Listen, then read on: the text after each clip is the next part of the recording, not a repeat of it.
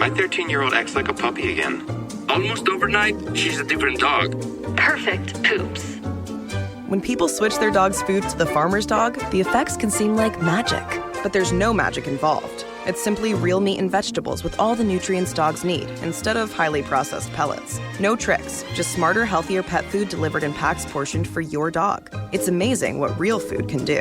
Get 50% off your first order at thefarmersdog.com/no-magic. From executive producer Jimmy Kimmel. What's up, team? Just two people can't launch a brand. It takes a village. We are MMD Hollywood. Wowee. Which stands for medical marijuana. Due to restrictions, we can't tell you everything about our new reality series. But what we can say is the idea behind it is fully baked. I don't know. High Hopes. Streaming 4/20 on Hulu. All right, places, please. The Daly Migs Show is on deck. Guitars plugged in. Drums ready to go. Chickens. Other animals. And action.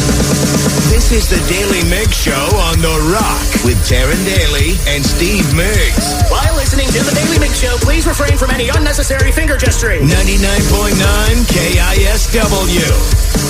We have made it to Hump Day. Happy Hump Day, Rockaholics. Happy Hump Day, Steve Migs. Let's hump. Wait, no. Things got out of control really fast. From 0 to 60 in like 20 seconds. Let's inform the Rockaholics. Knowledge is power. So give us 5-ish minutes and we'll give you, some interesting stuff you can talk about at work. This is the Daly Migs Download. AKA the DMD. Here's your daily dose of doings happening in the world. And the DMD is brought to you by Palace Law. And today, I'm going to put you all on the spot. Today is National Good Samaritan Day. Do you remember the last time that you were a Good Samaritan? Every day of my life, Steve. Okay.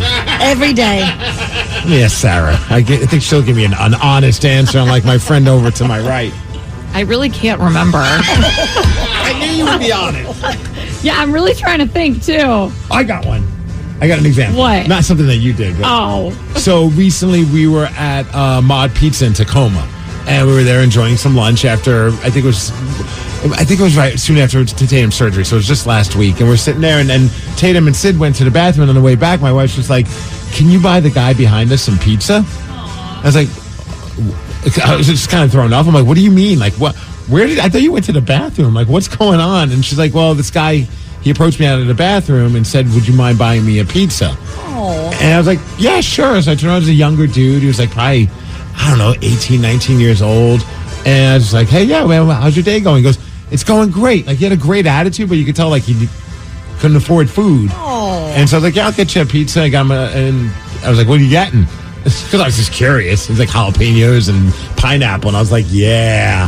You had me at jalapenos, but then pineapple. But that I'm not trying to take away from the fact that you are a great. So should I said no? A great Samaritan, not just a good Samaritan, a great Samaritan. Wouldn't that have been epic if I was like an anti-pineapple person? I was just like, bro, I'll buy you that pizza, but that pineapple's not going on it. No way. All right, so what about you? Oh, I can't think of a good. Oh, are you an idiot? I know. Here's a good Samaritan thing. The guys that were framing up the pony walls for our concrete the other day, we gave them a case of beer. All right, see? But you were telling us yesterday afternoon on text you bought some flowers for somebody. That's true. That's I did. a good Samaritan. You know what? Moment. That was yesterday. My lash lady. She just lost her father, and so I bought her some flowers and a card. Here I am trying to help, like, set you up with this. You told us this really nice story about someone that's going through some tough times. You bought him some flowers. And you're like, I haven't done anything recently. I guess because I do so many good things. I do so many good things, Steve. It's hard to remember them all. Maybe you were being honest when you first said that. What about you, Danny?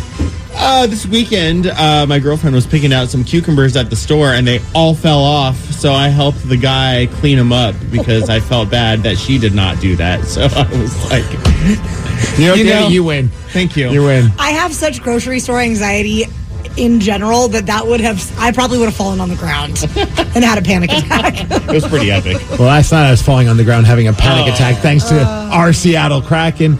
Why do I put myself through this? I don't know. Did you stay up? I did. Oh. So I was about ready to go to bed. I'm like, it's 4-2. They've got this game. There's like 8 minutes left in the game, maybe 10 minutes left in the game, which was awesome because they were down 2-1 going into the third, turned it around. They're up 4-2. You know, they're trying to get a playoff spot, and Vegas is one of those teams that they're trying to catch up to. So I'm like, this is phenomenal. I should go to bed. And I'm like, you know what? I'm going to stay up and watch them win this game. They did not win this game. They ended up giving up 2 goals, including one with 16 seconds left in the game, where Seattle just decided, you know, we don't need to play defense anymore. There's only 16 seconds left in the game. What could happen? Well, stupid Vegas Golden Knights, they score a goal. They go into overtime. Jack Eichel scores. Vegas ends up winning. They get 2 big points in the standings, which moves them 9 points ahead of Seattle in that chase from one of those wild card spots. I'm not saying last night was a must-win game, but it was a must-win game, and they did not win it, and it looked like they were about to win it. So it's real frustrating. Up next for the Seattle Kraken, taking on the Washington Capitals. Alex Ovechkin coming to Climate Pledge Arena, and that's going to be happening tomorrow night. Well, the free agency frenzy continues in the NFL as we wave goodbye to a couple more players. Drew Lock. Sad. Drew Lock has agreed to a 1-year, $5 million contract with the New York Giants. Dude, good for him getting paid $5 million. Guaranteed. He looks very happy. I would be. And then running back DJ Dallas will sign with the Cardinals.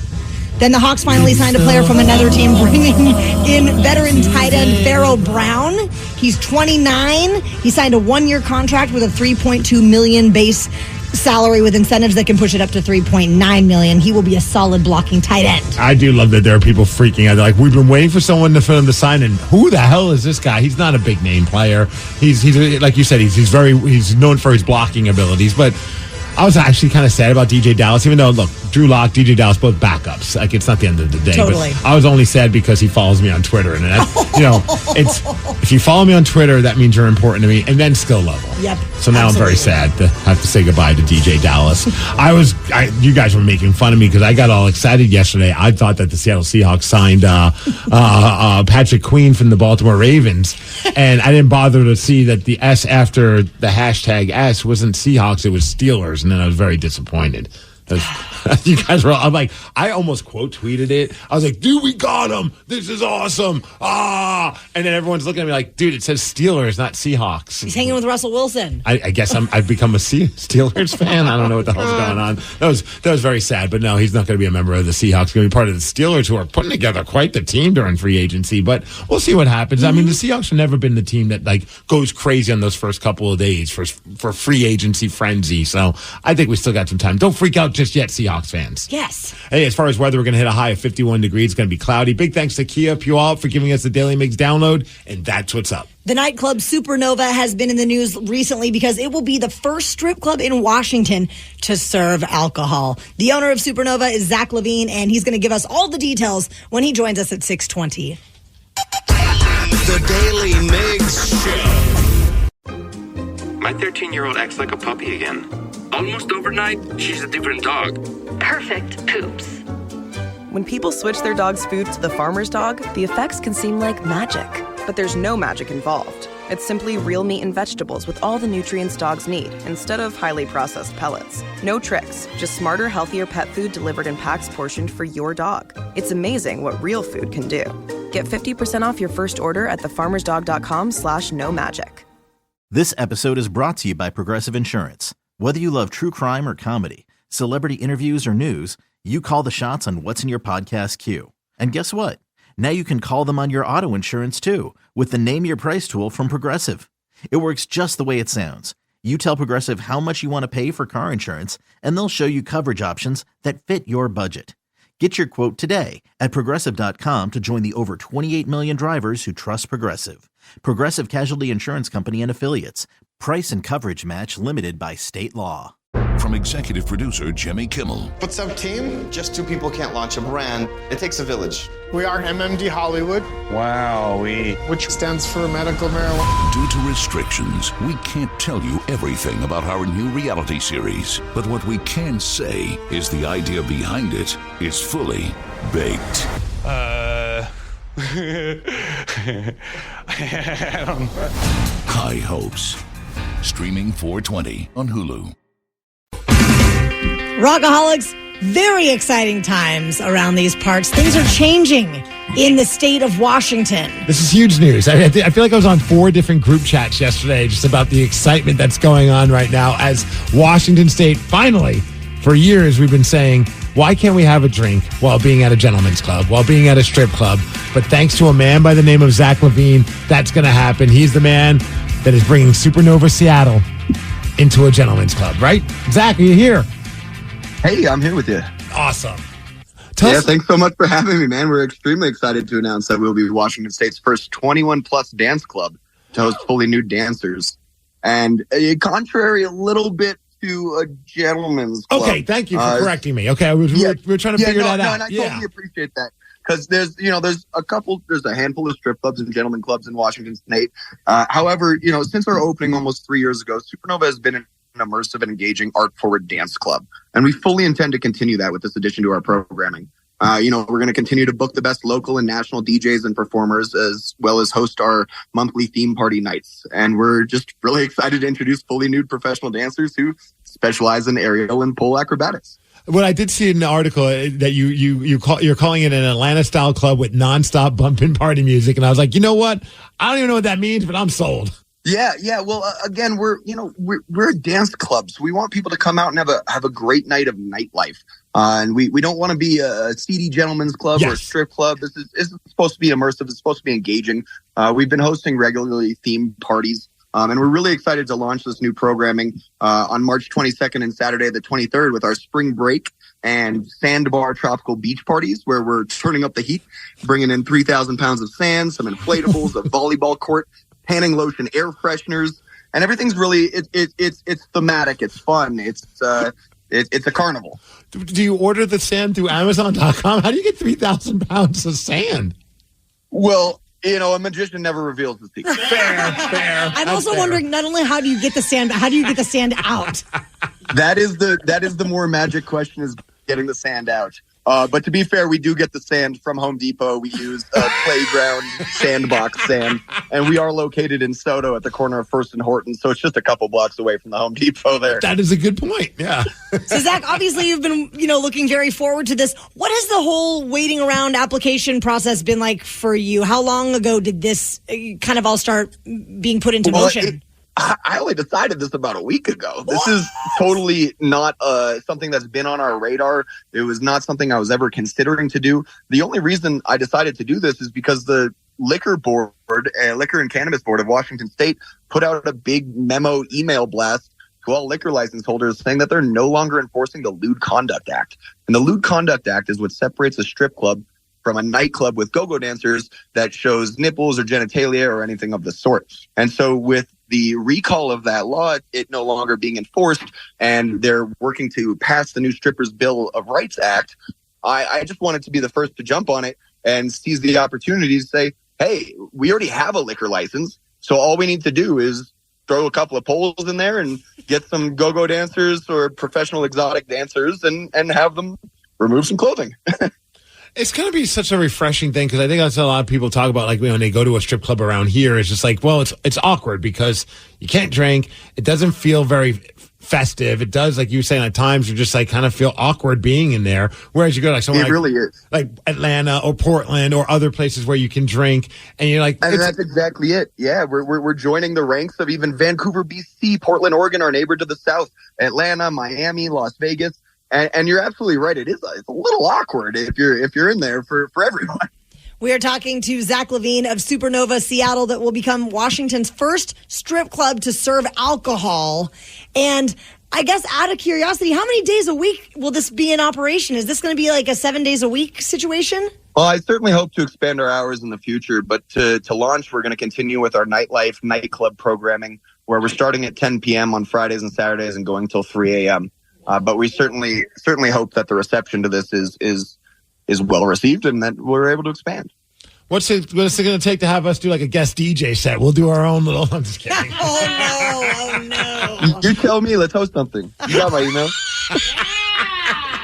That would be the strangest collection of music if we were doing emo night strip club. Yeah, Danny over here. Let's do it. Danny DJs emo night, and he kills it at emo night when he does that. So all of a sudden, we're gonna have. Can you get a bunch of sad strippers? That's the question. Well, I think if we put the call out and we do it as a highly immersive themed event, I think we can make something happen together. And, you're always welcome to come host one of our future amateur nights on Thursdays. Oh, nice. Do I have to show my nipples in order to do that? That's the question. No, not unless you want to. And you're more than welcome to if you'd like. Don't discriminate. I do the independent wrestling on the side. We can maybe incorporate wrestling and strippers. I mean, we're all in spandex. It's the perfect merging of two arts. Well, and that's exactly it. Again, Supernova is a fully immersive, engaging dance club. And our goal is interactive, fun nightlife. So if it's exciting, if it's wild and out there, and it's a good time, we're here for it. What's been the reaction so far for you? Like, I mean, have you been hearing from dancers or even DJs like, dude, can't wait for this to happen? Extremely positive. We've got DJs, dancers, MCs, people from out of state reaching out to us. We've got Atlanta rappers coming out on our opening night on the 22nd. I've got performers coming in from LA. It's going to be wild. I think the it's electric. We're really excited. So are the strippers just like dancing next to the DJs? Like, can you paint a picture of how you're envisioning this? Are they going to be like, or is it like, are there rooms where people are getting dances, or is it? Yeah. So we have 4 platforms that we're building out with poles. They're more like stage extensions. And then in addition to that, there's going to be girls who are going to be walking around the room. There isn't any private rooms. We're not offering any private closed door lap dances. However, there is a VIP room that is a little bit more private. Zach, I wish you could have just seen that Steve Migs just did a nice little eyebrow raise. He was very excited. Oh, Danny and I locked eyes. We're like, this sounds amazing. Well, I'm really excited to launch this programming, and it would be my pleasure to invite all of the KISW staff out for our opening night. And please reach out to me, and I'll put you on my personal VIP list. Oh, we appreciate that. We've been speaking with Zach Levine, Supernova Seattle, becoming Washington's first strip club to serve alcohol. Thank you so much, Zach. Yeah, appreciate it. Thanks so much for having me. Thank you, guys. Have a great rest of your day. Take care. Well, we just came across a story. It's pretty crazy about a time that Peyton Manning used to play in Kenny Chesney's band. Okay. And tour with them. Nice. Only Peyton doesn't actually know how to play an instrument at all. You're going to hear all about it after AC/DC. The Daily Migs Show. Kenny Chesney just recently sat down for an interview with Rich Eisen and told a pretty ridiculous story about Peyton Manning. Okay. Kenny shared that back when Peyton was younger and earlier in his football career, he would hop on stage with Kenny Chesney and the band and pretend to be a guitarist in said band. You know, when Peyton Manning was a pro football player, he seemed so boring. You know, and not in a bad way, but like he seemed very serious. And now, ever since post his career in the NFL, you're starting to like learn more about like this guy seemed like a pretty fun dude. Obviously, it seems like a pretty fun dude post, playing pro, because you don't have to worry about being playing on every Sunday. But like, it's just kind of funny hearing some of these stories now. Here he is pretend playing with Kenny Chesney. Peyton and I have been friends a very long time. Peyton Manning used to, before there was a social media presence in the world and before everybody documented every single thing, there was 2 summers where Peyton, it was like his rookie year with the Colts, and then the next year, he literally went out on the bus on tour with us, and on the bus for like a couple weekends, and we would have one extra guy on stage. He would be up there with a guitar, and the audience would be looking around going, that guy looks familiar, and then I would introduce him as Peyton Manning, and people would go crazy. Peyton used to go out there on the road with us, and he wasn't even plugged in. Like, he had a guitar over his shoulder, it was all good fun, but he wasn't even plugged in. He wouldn't even change chords, like we couldn't even fake it. Like, you had to change a chord during a song, and Peyton would stay in the same spot the whole time. Everybody knew he wasn't plugged in. He just kept it in one spot. That is epic. I do love that he didn't even bother to like at least move your hands around to look like you're like pretend. Like, I think I can fake being a guitarist. I don't know if an actual guitarist would be like, he's clearly not playing any right chords. But if you don't know anything, like if I'm watching somebody moving their hands, I just assume they're playing. But he wouldn't be the first. Oh, no. To pretend playing. I mean, I talked about how these are actual artists, not Peyton Manning level, but Brian Wilson of the Beach Boys, when I saw him perform with, I think the band was called like the Wondermints or something like that. And like, he had a keyboard in front of him. And at first I thought he was playing the keyboard. Then I realized that keyboard is not plugged in. And then we started really hyper focusing on his hands. And we're like, he's not even touching anything. Yeah. And then when I saw Kiss, the most recent time, and I was there, and Craig Gass was standing next to us, and he's just like, Eric Singer's not even touching the keys. Like, I don't even think he's like, I'm pretty sure it's not even keys on that piano that he comes out to. And I thought that was hilarious. So, and he's like, he's not even singing it too. Like, he's just basically singing over a pre-recorded track of Peter Criss singing Beth. There's like that moment where the drummer of KISS comes out, plays the piano, and sings Beth. And he's not even really playing the piano, but he is at least trying to look like he's playing. He's moving his arms. When I think about Peyton Manning being up there with a guitar, and he's such a big guy. I mean, he looks like an athlete. He probably looked very out of place up there. Like who's that gargantuan dude? Who's this goofy looking dude that looks like Peyton Manning playing guitar with Kenny Chesney? But to your point, throughout his career, maybe we didn't understand exactly how charismatic he truly was. But then when he was on SNL...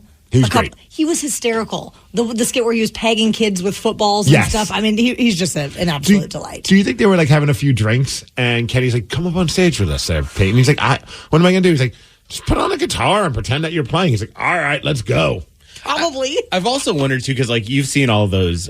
I'm not a fan of either Peyton Manning or Brad Paisley, but you've seen all those Nationwide commercials. Don't lie. You always talk about how much you love Brad Paisley. I mean, you're wearing a Brad Paisley hat right now. It's his underwear, Steve, so get it right. No, but it was just like one of those, like, those Nationwide commercials are hilarious. Yeah. I wonder, like, whose idea that was. Like, is it Brad Paisley? And obviously, they're really good friends, and they can just, like, kind of make fun of each other. But every single time, I'm like, this is amazing. I got a question for you guys, then. Yeah. It doesn't have to be your favorite band.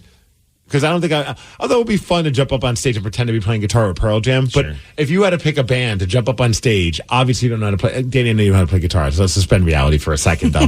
And like, it's going to be bass, actually. Yeah. Okay, and you had to pretend to be up on stage and rock out with the band. Which band would it be? Because there's a lot of factors. Like, do you want to be in the band that you love? Maybe the crowd's not as energetic. Like, I kind of want to be in a party band. You know what I mean? Like, I want to see the crowd going nuts. Yeah. I'm thinking like Blink 182. Oh, that'd be great. Right? Good energy. Yeah. Just slide right in there. I mean, to your point, I wouldn't want to be jumping up with the surviving members of Rush because they'd be like, what is this idiot doing up here? What word were you going to use? I saw her. A different word. I felt like a B word was going to come out. And I'm like, what is this B doing? Is it biatch? Is it bimbo? Is it broad? I'm not sure. Who's this bimbo playing with Rush? It is funny, though, Steve. Sometimes, I know you're an actual drummer. Sometimes I'm like, I really feel like I could play drums with, insert song. But I'm always so impressed with people that can do the double bass thing. Uh-huh. Can you do double bass with your feet? Not very well. No. I mean, I can keep beat, but I couldn't do that. There was something like, there's a guy on Instagram and YouTube, I think it's Espar, I can't remember how he pronounces his name, Esperantano or something, I don't know, but he's like this crazy drummer, and anyone who's been on, like, as a musician probably knows who I'm talking about. Like, the speed of his feet is ridiculous. Is he the one that has the beard? Yes. And he's always doing crazy stuff with his hands. Yes, I do know who you're talking about. Yeah. He's so much fun to watch. Like, I wouldn't want to be up there with Tool. Oh, no. You know what I mean? Because it's just like nobody's doing anything on stage. It wouldn't be a party up there. Like, I want to be rocking out. Steel Panther. Steel Panther would be pretty amazing. Mine would have to be Green Day. I mean, even like, I know they do pull up, people from the crowd to play, but it's just like at the same time so high energy. I could run around stage, jump, and I feel like the end of it, he would probably have me like crowd surf. Although one part of me is thinking, like, why would I want to be in, like, Taylor Swift's band? Yeah. You know what I mean? The most over-the-top production. You're performing in arenas. You get the, like, okay, that sounds good, but you get to look at Taylor all night. And no offense. Why not, right? No offense to her band, but nobody's watching them. And also probably nobody in the band's actually playing. It's probably everyone's just doing a backing track at this point. I mean, because it's such a spectacle, you're just watching what's happening around Taylor or Taylor. You probably don't even realize there is a band. I'd be up on stage, I look at the guitars, I'm like, how should I put my hand? He's like, I don't know, dude. I don't even know how to play guitar. I'm just very handsome. They hired me to just pretend. I'm like, oh, okay, I'll do that too, but I'm not handsome. Should I wear your hat? All right, what about you, Sarah? Well, I mean, if we're going to go with Taylor, I would choose Taylor, but my first thought was actually Foo Fighters. Okay. Yeah, that's a good party. Love that. Just rock out with Dave Grohl. Plus, then you get to tour with the Foo Fighters. Yeah, and he seems like the best person to hang out with. How do you feel about drinking a lot of Jägermeister, though? I am so in. Are you kidding? Because I feel like Dave's still keeping Jägermeister afloat. I mean, he's definitely partying when he's up there. He's the Jaeger guy. Also, Eddie Vedder. That man has been known to slam some red wine on stage. That's true. So maybe it's That's Pearl perfect Jam. for you and Sarah, then. Yeah. I'm like, Eddie, can we bring our box up here? I'm not happy. What are we talking about? Very upset with Eddie. What? Because of last night? Yeah, he was at the Kraken game. He didn't call you? Yeah. He's the reason why they lost, clearly. The last time that he was there, did they lose? I'm not keeping a tally, Taryn. I have no idea. You find out that Eddie Vedder is the bad luck. Although I did think it was pretty awesome. I saw a lot of people posting pictures of them with Eddie Vedder. Like, he was taking pictures with fans and no problem with it. And he was there with his kids, I think, and front row wearing the Winter Classic jersey as well. I heard them talking about the producer that is like a massive Pearl Jam fan, and they were plugging the shows in May. His daughter was rocking the Eberle jersey, celebrating 1,000 games for him. That was really cool. Well, Rockaholics, who out there would like a shot at beating Steve? He is 59, 17, and 8 in 2024. 206-803-ROCK. We will play Beat Migs at 6:50. The Daily Migs Show. My 13-year-old acts like a puppy again. Almost overnight, she's a different dog. Perfect poops. When people switch their dog's food to the farmer's dog, the effects can seem like magic. But there's no magic involved. It's simply real meat and vegetables with all the nutrients dogs need, instead of highly processed pellets. No tricks, just smarter, healthier pet food delivered in packs portioned for your dog. It's amazing what real food can do. Get 50% off your first order at thefarmersdog.com/no-magic. Listening to your favorite podcast? That's smart. Earning your degree online from Southern New Hampshire University? That's really smart. With 24/7 access to coursework, no set class times, and dedicated student support, you can go to school when and where it works for you. Low online tuition means you can even do it for less. And dedicated student support means we'll be with you from day one to graduation and beyond. Join a community of learners just like you. Go to snhu.edu today to start your free application. From executive producer Jimmy Kimmel. What's up, team? Just two people can't launch a brand. It takes a village. We are MMD Hollywood. Wow, which stands for medical marijuana. Due to restrictions, we can't tell you everything about our new reality series. But what we can say is the idea behind it is fully baked.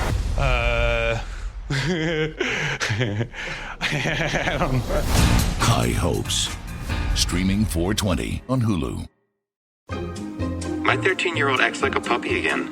Almost overnight, she's a different dog. Perfect poops. When people switch their dog's food to the farmer's dog, the effects can seem like magic. But there's no magic involved. It's simply real meat and vegetables with all the nutrients dogs need, instead of highly processed pellets. No tricks, just smarter, healthier pet food delivered in packs portioned for your dog. It's amazing what real food can do. Get 50% off your first order at thefarmersdog.com/no-magic. Listening to your favorite podcast? That's smart. Earning your degree online from Southern New Hampshire University? That's really smart. With 24/7 access to coursework, no set class times, and dedicated student support, you can go to school when and where it works for you. Low online tuition means you can even do it for less.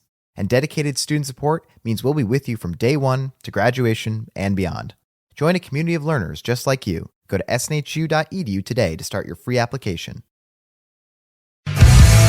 The Daily Migs Show presents the most popular radio game on this side of the speaker. Let's play Beat Migs. Beat Migs, don't be a loser. Whoa! Beat Migs, you're a loser. Who's ready to beat Migs? I know Ian from Renton is. Ian, are you there? I'm ready. Yep, I'm here. I'm Sarah, your host, and it's time for you to get out of here, Steve. Goodbye. For those playing at home, Ian has 60 seconds to answer 10 questions. You can pass all you want, but you'll only get 3 guesses per question. Are you ready? I'm ready. What vegetable are vampires afraid of? Garlic. Yes. What NFL team is Russell Wilson going to be playing for this upcoming season? Pass. How many U.S. states begin with the letter I? Ooh. 2? No. 3? No. Album. Pass. What kind of alcohol is in a Bellini? Pass. What board game from Hasbro became the basis for promotions at McDonald's?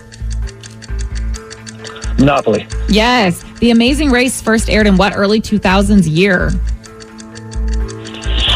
2002? No. 2003? No. 2004? No. The colors of the Blockbuster movie logo are blue and what? Yellow. Yes. Blueberries are native to which continent? Europe? No. Ian, you got 3 correct. Which, honestly, I thought was more than you actually got correct. You know what? That was more than the first time I played Beat Migs. So, Ian, you are smarter than me that first time.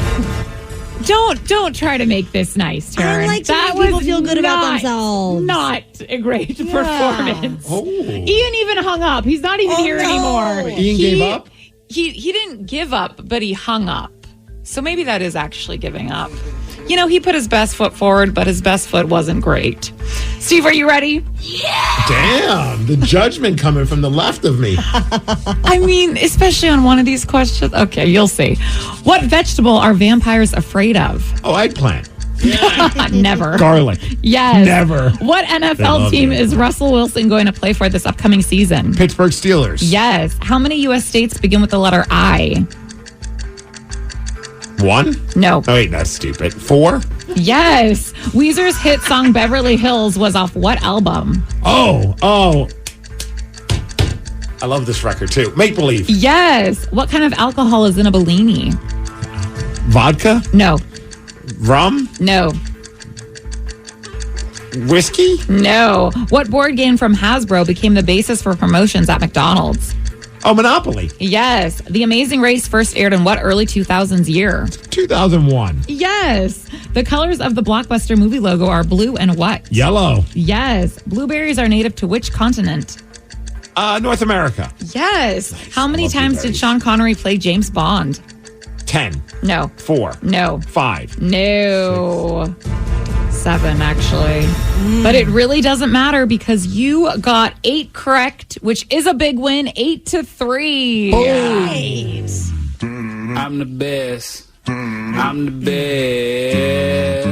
best.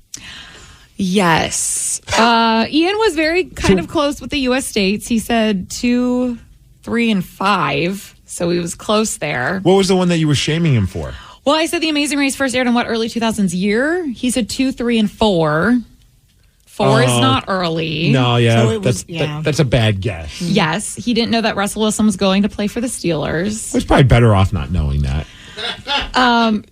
Yeah. I mean, he got some right, I guess. Which, by the way, I just want to say The Amazing Race does start today. New season. What season is this? Season 36, I believe. I can say with confidence that I've never seen a single episode of that show. I've watched at least, I think, 2 seasons. 1 or 2. I mean, I've seen everything I need to see, but it's a fun show. All right. Yeah, you haven't seen everything you need to see. It's great, and it's different every season. You got to watch them all. Maybe I'll watch tonight. That's like arguing that Survivor's different every season. Shut the front door. Wow. Survivor is different every season, which, by the way, started 2 weeks ago as well. For all my Survivor fans out there, all Do you two just of us. like watching reality shows that have been repeating the same reality show for the last 20 years? They're still different, No, okay? I'm giving you a hard time. They're I get so it. good. I love them. Are you going to spoil it for her this season, Steve? Well, I need to start paying attention then. For those who don't know, Steve has spoiled the last, I think, 3 seasons of Survivor for me. In all fairness, it's not like I'm being intentionally a jerk. I truly did not realize that I spoiled it each time. And I mentioned something, and the look on her face was just pure hatred. Oh, no. That I hate when people do that. I think I only spoiled the finish once. Like, I think one time I let you know what the final 3 were without you knowing unintentionally. And then you accidentally let me know what the nice thing a winner did one time. And then that's how you found out that they were the winner. Yeah. What are you going to do? Taryn, please tell me you know what kind of alcohol is in a I Bellini. know. It's champagne, baby. Sure is. Champagne, a little peach. Yep. So good. It's I've never very heard of this drink Oh, my before. gosh. We have to have them. Yes. Let's have a Bellini morning. Yeah. And how many times did Sean Connery play James Bond? 7. You didn't do too bad, Steve. No, 8 ain't is right. great. Yeah, Did thank you. great. Did better than Ian. A well-known celebrity got a star on the Walk of Fame, and his daughter had a great speech about how he has embarrassed her all because of his nipples. You're going to hear what she said at 7:20. The Daily Migs Show. Rockaholics, it has been more than 2 years since the world lost Bob Saget. And his widow, Kelly, is now reportedly dating I can't believe it's not only, but I feel like he passed away longer than 2 years ago, but it's crazy. Yeah, I'm having a hard time keeping track of time myself. Yeah, that's sad because back in the day, he used to pop on our show a lot. He would always invite us to his comedy shows. Bob was just an awesome, awesome dude. And I mean, obviously, we only had very limited interactions with him, but then you start seeing all the celebrities that came out after he passed away, and everybody had great things to say about how good of a dude he was. For sure. And I mean, obviously, he was America's dad on Full House, and that was like the warm and fuzzy, but his stand-up was out of this world. His stand-up wasn't warm and fuzzy. No. It was vile. But he was, but like in a fun way. It wasn't like anything awful, but it was just you weren't expecting it to go down that road because you just knew him as the host of America's Funniest Home Videos or Danny Tanner. yes, very squeaky clean until the stand-up stage happened. But his widow, Kelly, had to go onto social media to talk about some of this criticism that she has had online from people that say that she is dating too soon. So I'm going to start by saying, unless you are a widow or a widower, you truly have absolutely no place and no right to comment on this because you do not know what it's like. At some point when it crosses your mind to even think about starting to date again, just having those thoughts, you feel guilty, you feel shamed, you feel horrible, but yet you also feel lonely, and so you want to do it. What is wrong with people that are like out there that are saying it's too soon? Like, you don't know. It's social media. Why am I overthinking this? Like, social media are just full of sometimes some of the worst people who just hide behind a picture that's not even them with a weird username with a bunch of numbers on it. And one follower. And then they're just looking for they just want to get some kind of a rise out of somebody. So you're going to go down that road and be like, it's too soon for you to start dating after your husband passed away. I mean, if she wants to date 2 months after he passed away, who am I to judge? Absolutely. I don't know how she's grieving. In the next clip, Kelly talks about how she has received a lot of support, however, from Bob's family and friends. You have support and love from your spouse's friends and family, and they're telling you it's okay, but yet you still feel really weird about it. So you're like, well, if they say it's okay, like for instance, in my situation, it was Bob's daughters, Bob's friends, like they were saying it's okay. So I'm like, okay, it must be okay, but you still need to feel okay with it and peace with it in your heart. And people should just stay out of her life. Let's just say like you're no longer around. How would you feel knowing, like, how do you feel like there should be a certain time frame for when Brad could start, like, hanging with some new ladies? Honestly, I don't think I have a timeline, but the thought of him being, like, if I was gone and him being lonely in this life would be awful. Like, right. I would never want that for him. I would want him to find somebody to make him happy. So we have that answer. Now I'm going to look to the left of me, and I feel like I'm going to get a completely different answer from our friend Sarah over here, who I think would like to see George be sad and alone for the rest of his life if you pass away. Honestly, Taryn, when you said like, oh, I wouldn't like to see him sad and alone, I thought of George sad and alone, and I was like, that would be devastating. But then I thought of him with another lady, happy and sexually satisfied. Hell no, babe, be sad and alone. So how long do you think he would need to wait before dating? At least 5 years. Oh! At least. That's a minimum. 5 years? 365 days in every year times 5. Why not a year? Why not 5 months? A year? Look, she almost punched me. She like flexed at me. Even this story, and I was like, just 2 years? 2 years of being sad? And then all of a sudden, like, you found somebody that could maybe put a smile on your face? I would definitely want that for my wife. And just coming to that point of almost not closure, because I'm sure it's hard to find actual, like, closure, but coming to the point where she feels ready, why would you rain on her parade? Like, just let her come to terms with it. I mean, I think Bob's probably watching from heaven and not liking what he's seeing. Because that is what I would be doing if I passed. So you want George to wait 5 years? Me ain't getting any younger. I think I'm being nice with that 5 years. What do you think, 10 then? I mean, 10, 20, maybe never. You just want him to go to his grave sad and alone after you're gone. Yeah, and be buried right next to me. Would you be okay with Sid dating 2 years after your passing? Absolutely. Okay. What about 2 months? I don't really care. I'm dead. The next day. At that point. Like, you know what I mean? Like, not next day. I mean, you know what? If it helps her get through the day, I don't want to see her sad. Of course not. Everyone's grieving process is different, you know? I don't know. You Give have people friends. grace. You have family. You don't need another lady just that fast. Agree to disagree. I knew we'd get two completely different answers. We get the wholesome, sweet Taryn Daly, and then we get the very predictable Sarah over here. Savage Sarah. Savage Sarah. Yeah. That's Sorry, a nice George. way to put it. Thank you. George. You just got to be alone and sad for the rest of your life. I'm sorry. I know you have needs, but those needs died when I did. We'll be here for you. We'll be here for you, George. A well-known celebrity got a star on the Walk of Fame, and his daughter had such a great speech about how embarrassed she has been because of her dad's nipples. You're going to hear what she said at 7:20. The Daily Migs Show. My 13-year-old acts like a puppy again. Almost overnight, she's a different dog. Perfect poops. When people switch their dog's food to the farmer's dog, the effects can seem like magic. But there's no magic involved. It's simply real meat and vegetables with all the nutrients dogs need, instead of highly processed pellets. No tricks, just smarter, healthier pet food delivered in packs portioned for your dog. It's amazing what real food can do. Get 50% off your first order at thefarmersdog.com/no magic.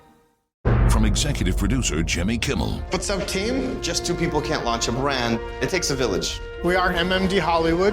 Wow, which stands for medical marijuana. Due to restrictions, we can't tell you everything about our new reality series. But what we can say is the idea behind it is fully baked.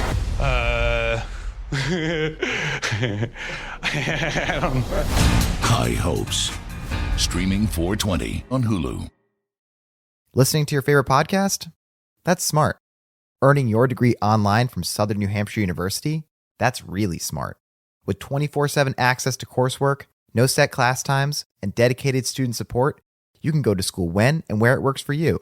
Low online tuition means you can even do it for less.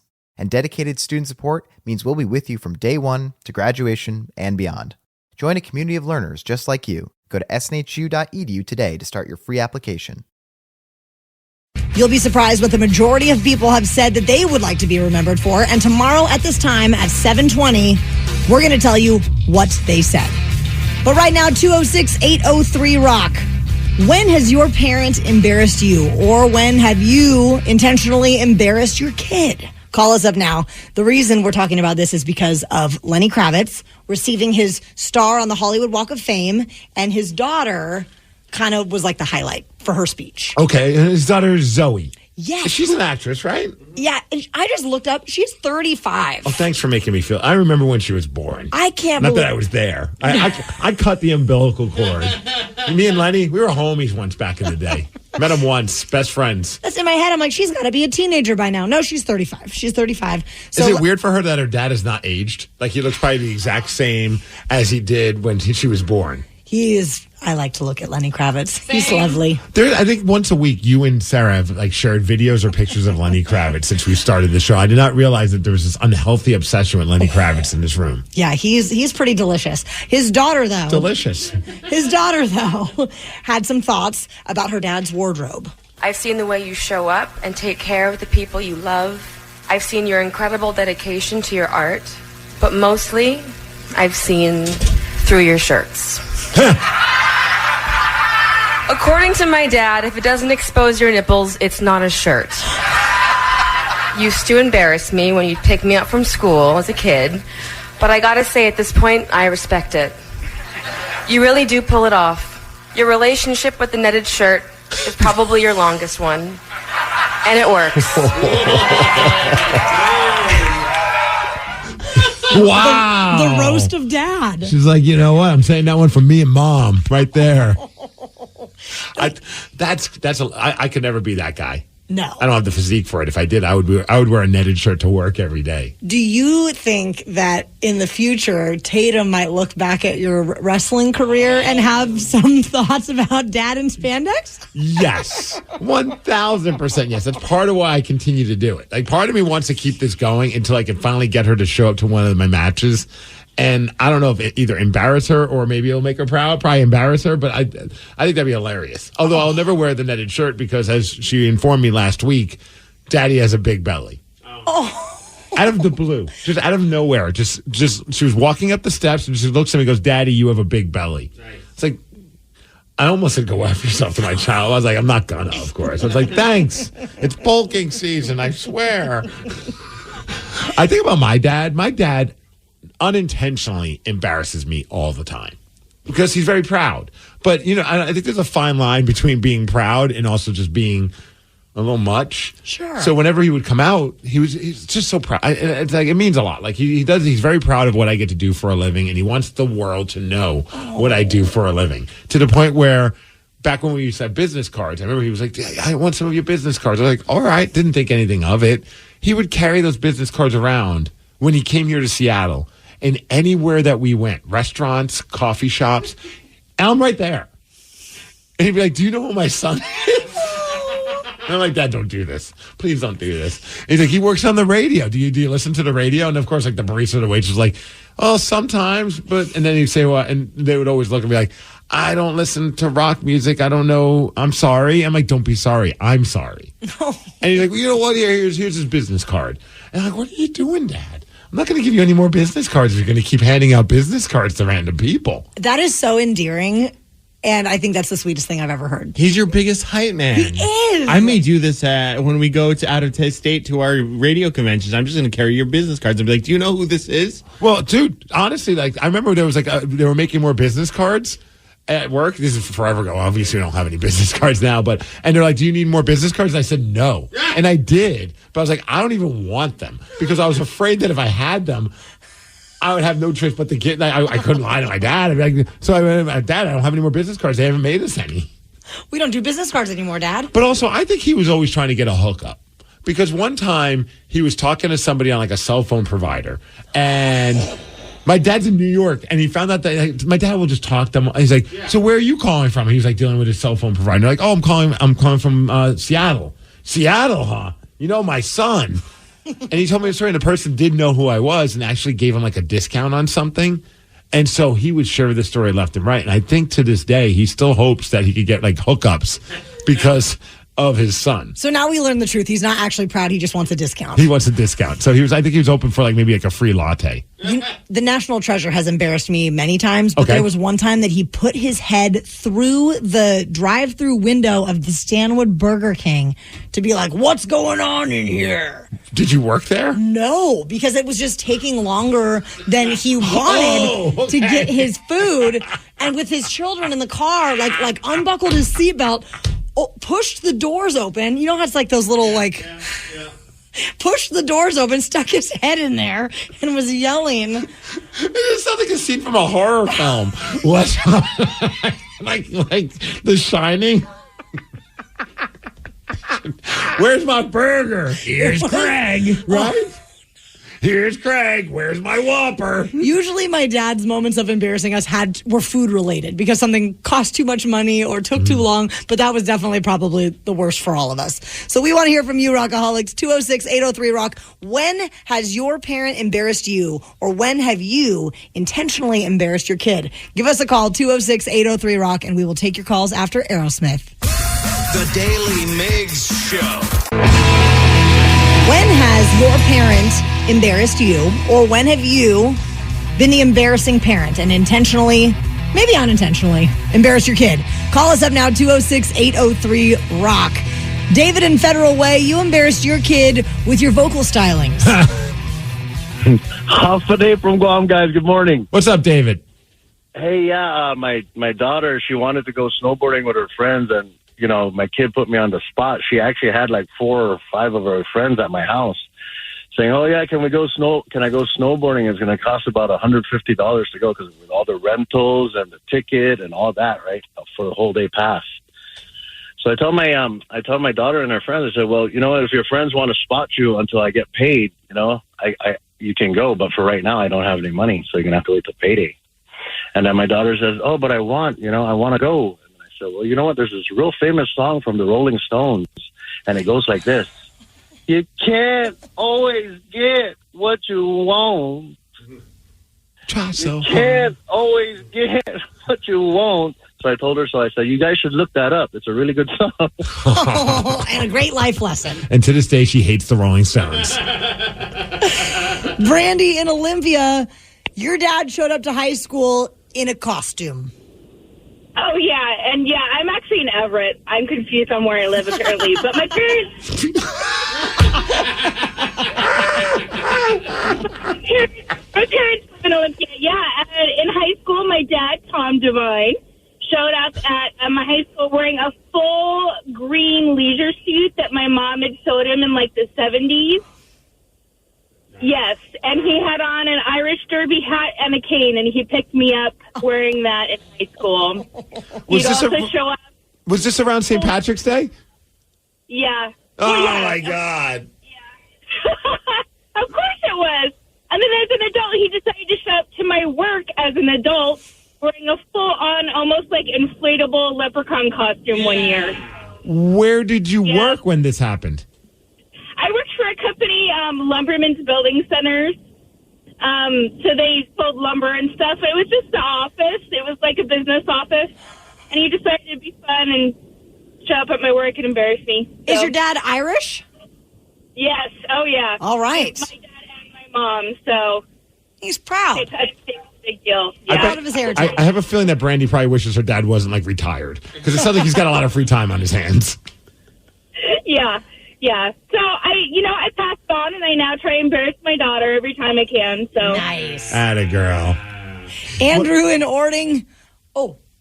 Well, it's funny with branching off that story. The way that I embarrassed Lily one time was I did that in elementary school. I showed up with my emo wig on and my skinny jeans, and I did a whole TikTok video of, "Hey, Lily, I'm your emo dad," and I was just standing there, and all the parents were just staring at me like, "What is this Yahoo doing? Like, who is this guy?" Hey, poor Lily. And I had Lily's dad needs to be drug tested. I had eyeliner on. And she was just like red faced. And this was when she was like in second grade. Oh. So I figure I got to do this again when she gets to middle school, and then she gets to high school, and I'm just gonna be like, "It's not a phase, Lily," and just pick her up. Oh, so at just school. keep being the emo guy. Yes, every single time.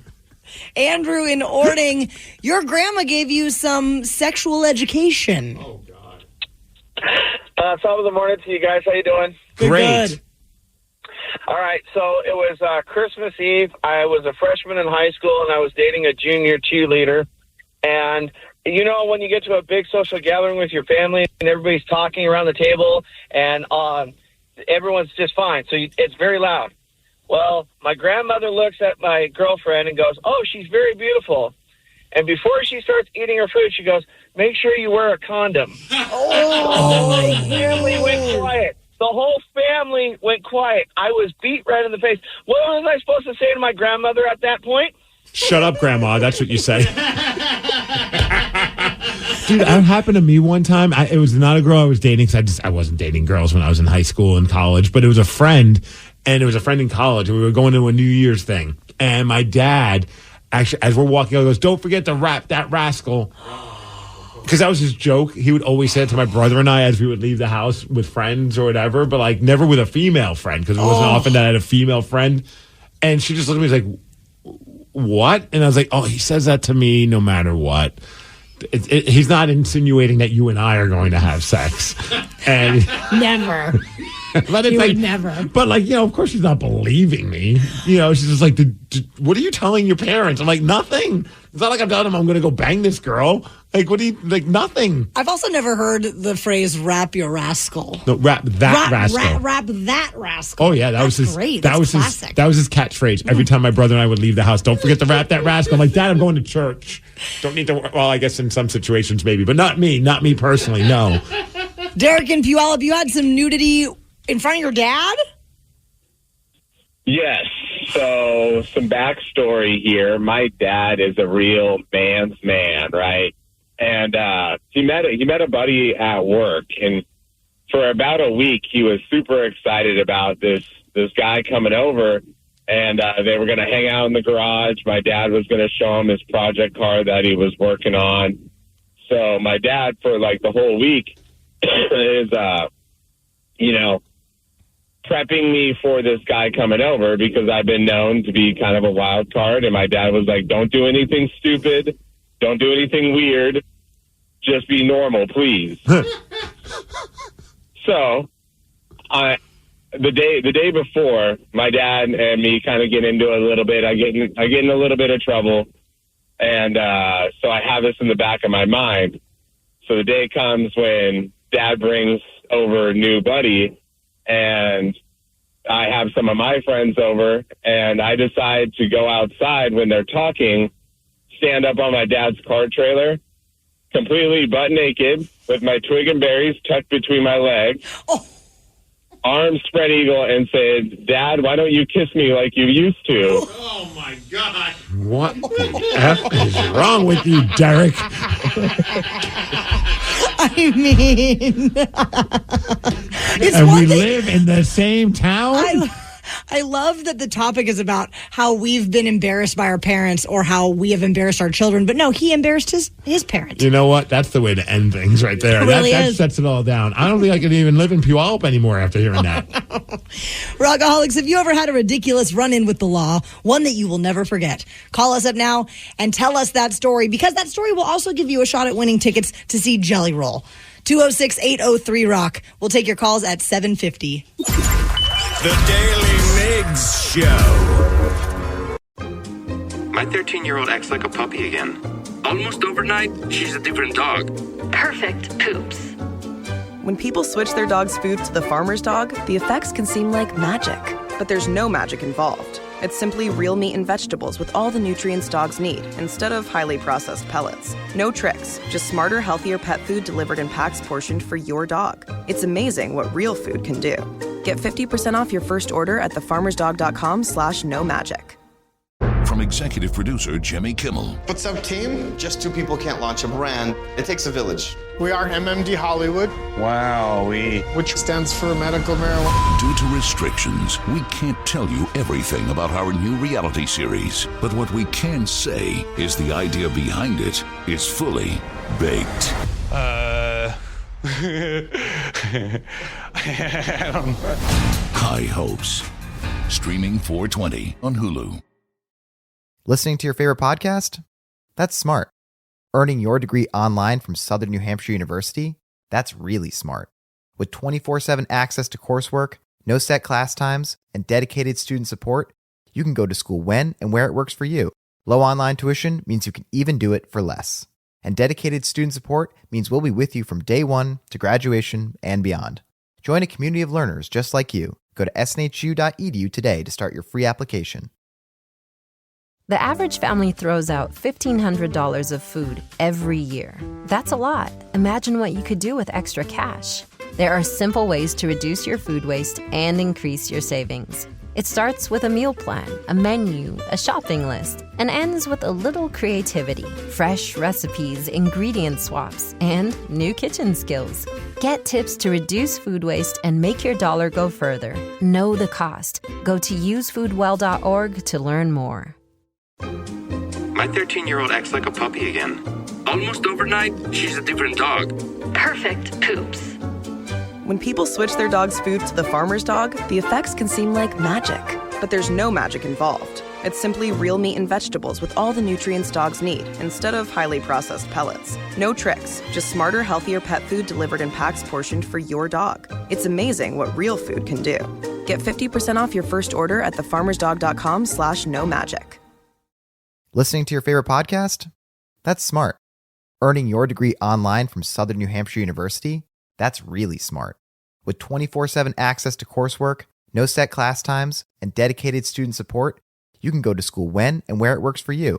Low online tuition means you can even do it for less. And dedicated student support means we'll be with you from day one to graduation and beyond. Join a community of learners just like you. Go to snhu.edu today to start your free application. This episode is brought to you by Progressive Insurance. Whether you love true crime or comedy, celebrity interviews or news, you call the shots on what's in your podcast queue. And guess what? Now you can call them on your auto insurance too with the Name Your Price tool from Progressive. It works just the way it sounds. You tell Progressive how much you want to pay for car insurance, and they'll show you coverage options that fit your budget. Get your quote today at Progressive.com to join the over 28 million drivers who trust Progressive. Progressive Casualty Insurance Company and Affiliates. Price and coverage match limited by state law. Now on the Daily Migs Show. Damn. Some birds aren't meant to be caged. Yet, here we are, butt naked, eating soggy bologna sandwiches. Figure it's time to get busy living and get busy winning. Let's play Cellmates. Cellmates is the game where lawbreakers become game changers. And this week, we are playing for tickets to see Jelly Roll. He will be at Climate Pledge Arena on Saturday, August 31st. Now, let's meet our cellmates. We have Rob in Tacoma. Maybe you can speak to why shooting paintballs at cars is generally frowned upon. Good morning, everybody. Good morning. So when I was 17, a couple buddies and I broke into a house that was being built out in Puyallup, where I grew up, and we decided that we were going to paintball cars as they passed by. Well, we did not realize that they can circle around behind us where we can't see them. A couple college kids that we had paintballed tried coming in the house. We paintballed them. Well, they ran out and called the cops. We're trying to figure out how to get out of there without being noticed. Next thing we know, Pierce County Sheriff's kicks in the door, and he's got the biggest German Shepherd I've ever seen. And we drop our paintball guns, and he arrests us, puts us in the back of the car. And since we're minors, he says, "Hey, we're going to call your parents." I said, "Absolutely not. I'm more afraid of them than I am you." So yeah, I'll take on your dog. I don't want to deal with my dad. Yeah. No, it was my mom. Oh, okay. Oh, yeah, I get that. Yeah. So they showed up, and my mom starts laughing with the cops, and my buddy's like, "That's not good."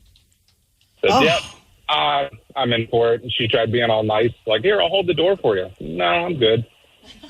It's crazy to see how things have progressed over the years. When we were kids, we would throw snowballs at cars, and then some people would throw like eggs at cars, but never paintball. They never paint. Like that just sounds rather douchey there, Rob.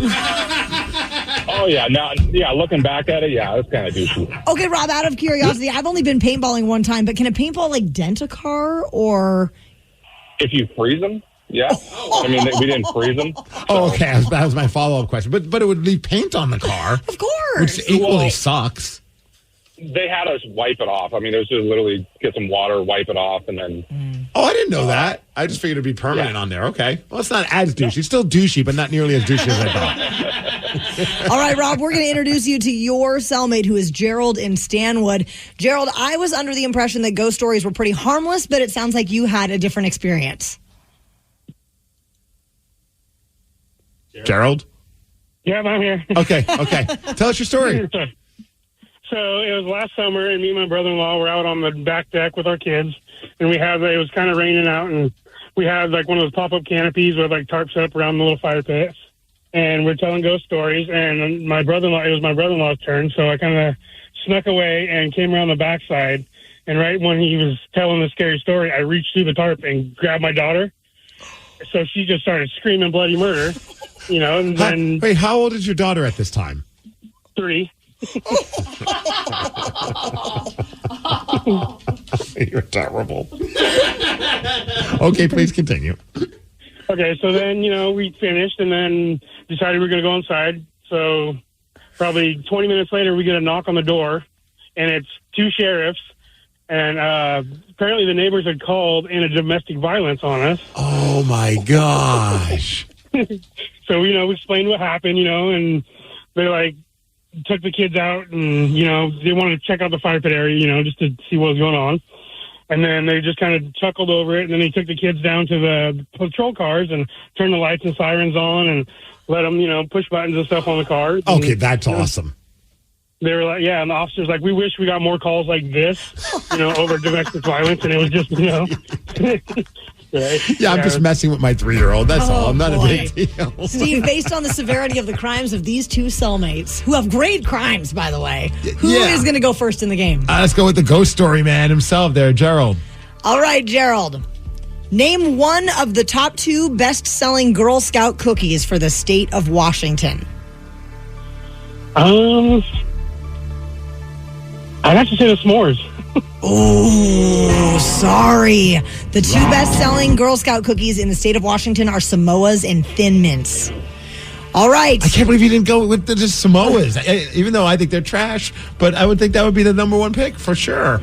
Well, he was talking earlier about having a bonfire, so maybe he's a s'mores guy. Got s'mores on the mind. I get it. Rob in Tacoma. Rob in Tacoma.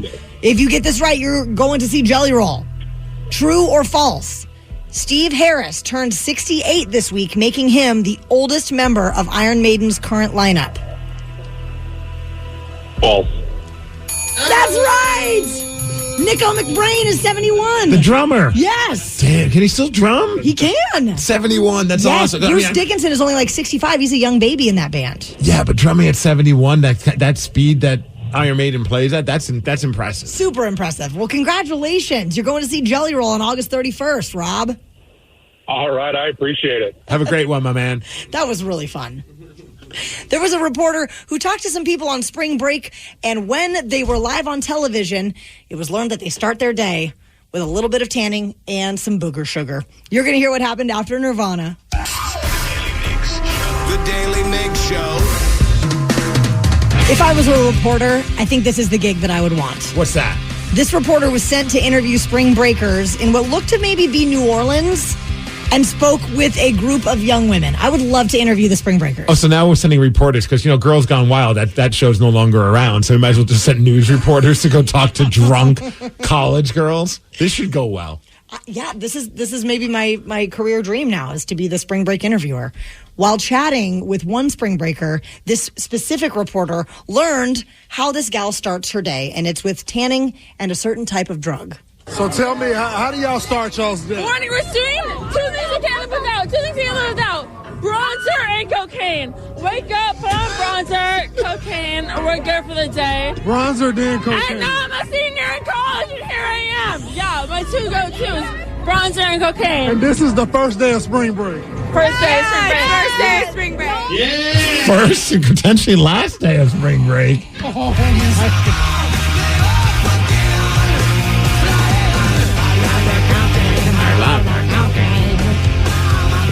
Do you think they're listening to this song? Absolutely. Or are they listening to that? I'm in love. They probably more this. It's funny. We just played that Buck Cherry song. I do. So many years ago, I was on a party bus and we were going to see Buck Cherry and Motley Crue, some tour, some show that was happening. I think it was Motley Crue. I can't remember, but it was at White River Amphitheater, and it was a bunch of people in the bus. And I've always said I've never touched that drug. I've done some stupid things in my time, but never anywhere near the booger sugar. Well, there were people on the party bus that were enjoying that drug, and as we're playing that song, one of the guys started realizing what the song was about. Never knew the song. And so he's all hopped up on coke, and he's looking at all of us. He goes, am I tripping, or is this song about cocaine? I'm like, he's literally singing, I love the cocaine. I love the cocaine. You're not wrong. And then he was so fired up. We had to listen to that song on repeat for the rest of the drive. And I'm just like, every time he's like, this guy knows what I'm talking about. I'm like, dude, you're just high on coke, and he's singing I love the cocaine. It's not really that deep, man. A little cocaine epiphany. Oh, it was hilarious. Have any of you guys done spring break? So my girlfriends and I traveled, I think it was my freshman year of college, down to like Santa Barbara and did a spring break trip there. But it was not that kind of spring break like what you just heard in the reporting clip. Never did spring break. I had some buddies in college that they would always go to Cabo during spring break. Yes. I couldn't afford it. And I was just like, dude, I can't make this happen. I'm a broke college kid, but they would always do it. And they said it was some of the best times of their life. I never did spring break. I always wanted to. Like, that was and I just was never really knew anyone who would go, because Cancun was the big one in Albuquerque. It was like, oh, we're going to Cancun. And especially because, like, I grew up in that MTV spring break era. I used to love watching MTV spring break. They'd have all the best bands there. And it was just, it was on all the time. And it's just like, man, look at all the hot girls. There's like Blink 182 playing. That too. There's like a vert ramp behind. I wanted to go so bad, but I never went. Hot girls, booze, rock bands, and skateboarding. Yeah, and I never went. What is happening?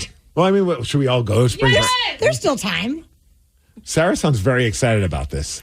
I am, because I never experienced spring break, but of course that's like so up my alley. And I literally was talking to Danny about like, well, why can't I should just go now, you know? I would go if we all have shirts that say hello fellow kids on them. Yeah, because they're going to look at you, Sarah, and they're going to be like, why is this old lady trying to twerk with us?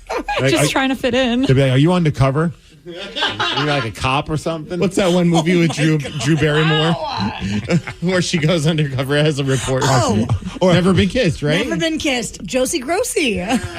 She's walking around trying to like, let me shotgun some beers for you guys. Are you looking for your daughter? Oh You guys are really not making me feel like my wrinkle cream is working. It's not. So. Well, not this morning, but typically it is. Yeah. What is happening? Sarah, you look like you're still 21, and you could absolutely pull off spring break. Thank you. I'll hold the camera. You can do the wet Spring t-shirt break contest. would be hilarious. I would not want to do it because it would be fun at first, and then I realized, what are we doing here? Can we go find like a dive bar? I can't handle this. Was there a time recently where you felt very old doing something? That's a good question. I'm trying to think of anything like recent. Like, no, not that I could think of. Well, why, have you? Well, when I emceed that event, not this past weekend, but the weekend before, that was the Red Dress Gala. It's the sorority Alpha Phi at UW puts on this big gala every year. And in my head, I'm like, oh, yeah, I was just in college. But then I realize I'm old enough to be some of these girls' mom. Oh, yeah. Yeah. And then we had a listener that was actually there, walked up and said hi, and his daughter was a sophomore. And I'm like, see, this is it. This is why I feel old. Like, this is that moment. I feel like I was just in college. I was certainly not. Literally this morning, because we were looking up Mariners tickets and I saw that there was a college you're night. right. That did make me feel kind of old. There's a college night. They do a few college nights throughout the year, and I was looking up tickets, and they have like pictures of college students that are there like to promote college night, and I showed it to these guys, and of course, the college kids look like children, like 12 years old. The girl on the left looks like she's in middle school. And she's wearing a Cougars t-shirt, and it's like, go Cougs. So I was just like, I don't know that we could fit in college night anymore. Part of me does want to go to college night because it's a good deal. Yeah, but could you imagine just sitting around all that and just being like, man, I am not. I can't track with this. Maybe we should dress up like old people and wear college colors and go to college night. Like Now, really old people. That sounds like fun. I'm in. I'll do your makeup. Yeah. Sarah, just don't use that wrinkle cream for it.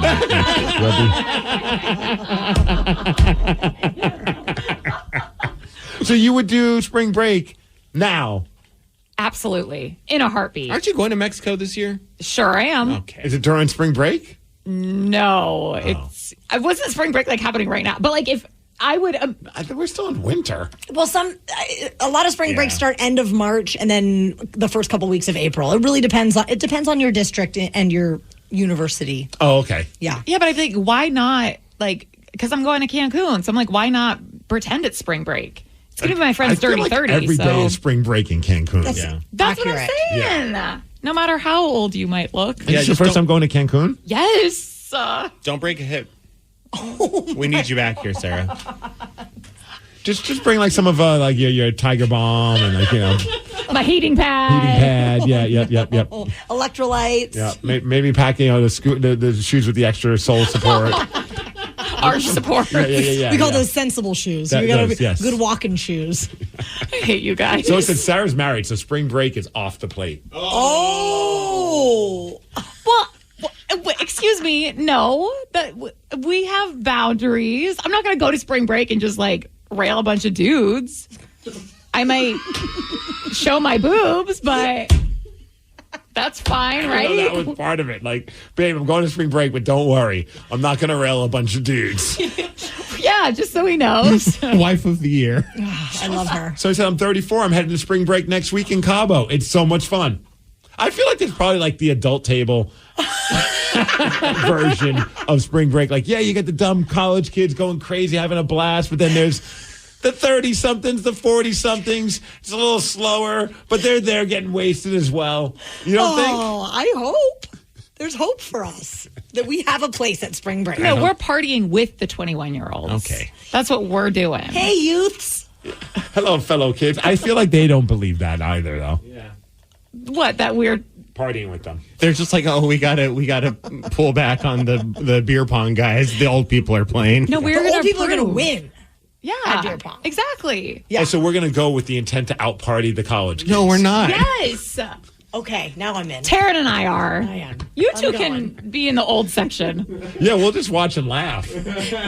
Well, speaking of old, a band just announced that they are going to tour to celebrate the 30th anniversary of their debut record, and it instantly triggered some nostalgic feelings for one member of the show that involves a fire hose. We're going to tell you all about it at 8:20. The Daly Migs Show.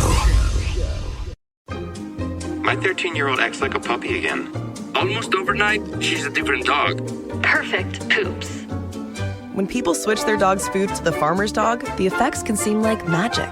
But there's no magic involved. It's simply real meat and vegetables with all the nutrients dogs need, instead of highly processed pellets. No tricks, just smarter, healthier pet food delivered in packs portioned for your dog. It's amazing what real food can do. Get 50% off your first order at thefarmersdog.com/no magic. Listening to your favorite podcast? That's smart. Earning your degree online from Southern New Hampshire University? That's really smart. With 24/7 access to coursework, no set class times, and dedicated student support, you can go to school when and where it works for you. Low online tuition means you can even do it for less. And dedicated student support means we'll be with you from day one to graduation and beyond. Join a community of learners just like you. Go to snhu.edu today to start your free application. From executive producer Jimmy Kimmel. What's up, team? Just two people can't launch a brand. It takes a village. We are MMD Hollywood. Wow-wee. Which stands for medical marijuana. Due to restrictions, we can't tell you everything about our new reality series. But what we can say is the idea behind it is fully baked. I don't know. High Hopes. Streaming 4/20 on Hulu. Rockaholics, is there a band or an album or any sort of art that triggers nostalgia for you instantly? Anytime you hear it or see it, call us up now, 206-803-ROCK.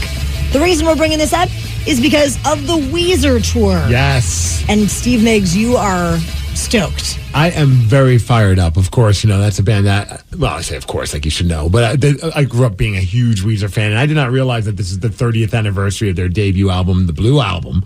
And they're doing a big tour. We just heard the commercial for it. It's called Voyage to the Blue Planet, and they're going to be doing the entire album from beginning to end, which is going to be insane. And it's October 4th at Climate Pledge Arena, which is the day after my birthday, which what better way to bring in the next year of my life than listening to a band that I've been a fan of for over 30 years. Okay, now I'm going to start a campaign. Have you ever done a stage announcement for Weezer?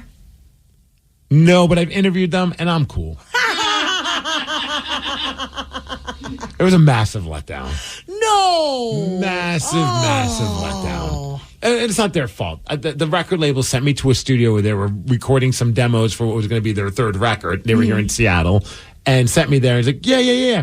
Just go there, hang out. And I go in there, and the band clearly did not know I was coming, to the point where the guitarist Brian stopped while playing a guitar part to go, who's that guy in the room? Because he's in like the one part, like the soundproof room, and I'm by where like the engineer is, sitting right next to Rivers Cuomo. And didn't even know what to say to him. And you could tell he didn't want anything to do with talking to me, which I understand. He was in the creative process. He's strumming along on his guitar. And I'm like, small talk. I'm not good with small talk with people I don't know. So I looked and I go, that's a cool acoustic guitar. And he looks up, looks at me, goes, yep. And then looks right back down. I'm like, I got to get out of here. I didn't even do the interview. I just left. So I'm good.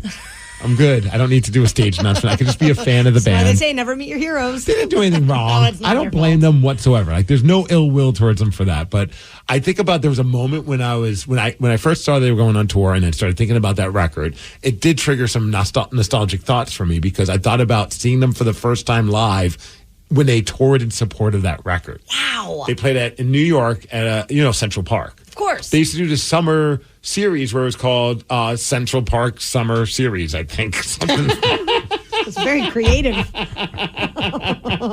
Great name. And Weezer was one of the bands that played. And I remember going there, and my buddy and I, we were so fired up. And it was hot as all hell. All of us are sweating balls. Like, it's just crazy. And Rivers is up there, and he had like leg surgery. I think he had like a surgery to correct like the length of his legs. That's right. So he couldn't really move around much.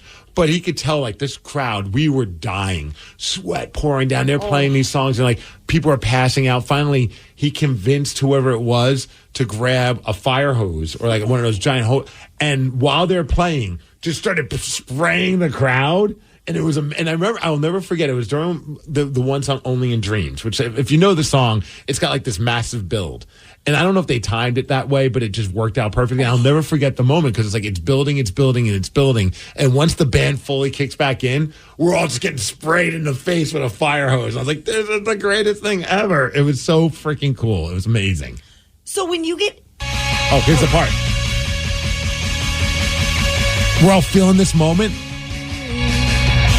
sprayed in the face. It was great. That is a great song, It by was the so way. great. Yes. Is a fire hose, is it a very aggressive, volume of water? We weren't that close to the front, so Okay. it felt just fine for us. I don't know how it felt for the people in the front. Nobody's face was coming off their head or anything like that. I don't think they were going full throttle, but it was. We were all getting soaked. Everybody was just soaked, but so happy because it was just so freaking hot. Yeah. That's What about you? Well, I was actually driving the other day, and I did the thing where you listen to an album in its entirety, and it was Fugees' The Score. Now, back in the day, I was a big fan of 90s hip hop, and I don't listen to it a ton anymore, but it kind of popped up, and this is one of the songs. A boy on the side of Babylon trying to front like you're down with Mount Zion. Yeah. Ooh, la, la. Oh, okay, I remember this song. I was a huge fan of this trio. It was Wyclef, Praz, and Lauryn Hill. Yeah. But apparently she was just here. And I think the Fugees opened and Lauryn Hill was the headliner. So she did a performance with the Fugees and then did her own thing. But it was on a work night and I didn't make it. And I'm bummed that I didn't. Yeah. But, sometimes you got to prioritize your job. All right, so what about you, Danny? Oh, mine. So I was thinking, because emo night is all about nostalgia. So when you hear all of those songs from the early 2000s, which one should I pick? And I was like, you know what? I'm going to go even farther back than that. And this was mine. Seems like yesterday. Oh. Nothing to do with emo at all whatsoever. Is this Marky Mark and the Funky Bunch? No, it's Puff Daddy. When he was Puff Daddy. I thought I was listening to Take a Walk on the Dark, on the Wild Side, or whatever the hell that song was. No, it's Puff Daddy with Faith Evans. And this song, every time I hear this song, it's one of those, I remember my earliest obsession with the radio. And it was because I used to call into Wild 106 in Albuquerque, New Mexico, and request that song because for some reason it just stuck with me. And I would call and the DJs would answer, and I'd be like, can you play I'll Be Missing You by Puff Daddy? And they're like, yeah, sure, kid. And I would listen for 5 hours just waiting for them to play that song. And they never would. Dude, once you played that, though, it did trigger nostalgia because I thought you were doing this song. Do you remember Marky Mark and the Funky Bunch doing the Lou Reed song? So wait, they just sampled the song? Kinda, yeah. I don't think I remember the song. I wasn't a huge Marky Mark and the Funky Bunch fan. A few years ago, one of my neighbors was blasting this song at 2 in the morning, and part of me was mad that they were playing loud music at 2 in the morning, but then I realized what they were playing, and I kind of laid in bed with a smile on my face. I was like, you know what? It's kind of bringing back some old memories. Yeah. This is Mark Wahlberg. I know, and he's shirtless in the music video, and I don't hate it. It's crazy that he became a big-time actor after doing this. Oh, yeah. So funny. Danny took a hit on the wild side. Oh. All right, Sarah, which one are you going with? Well, I'm going with who I think is the greatest pop star of all time. Yep. Oh, B. Spears. Britney. I have to. Yes. Did you ever dress like Britney Spears? Absolutely. She still does. What are Still you talking about? Well, yeah, because she just runs around naked. Did you know the dance from this music video? I knew the dance. I had the poster of the album cover in my room. This with her arms? Yeah. Yeah. Oh, yeah. I remember the moves. I went to her concert at the Gorge when I first moved here in 2000, and that album had just came out. So it really brings it back. I saw her once at the Key Arena with my buddy Kyle. It was we were on this kick of just going to random stupid concerts, and I remember going there, and I'm like, dude, we need to leave. We just felt weird. We were just these two dudes in our 20s, and everybody else was just these teenage girls or their parents.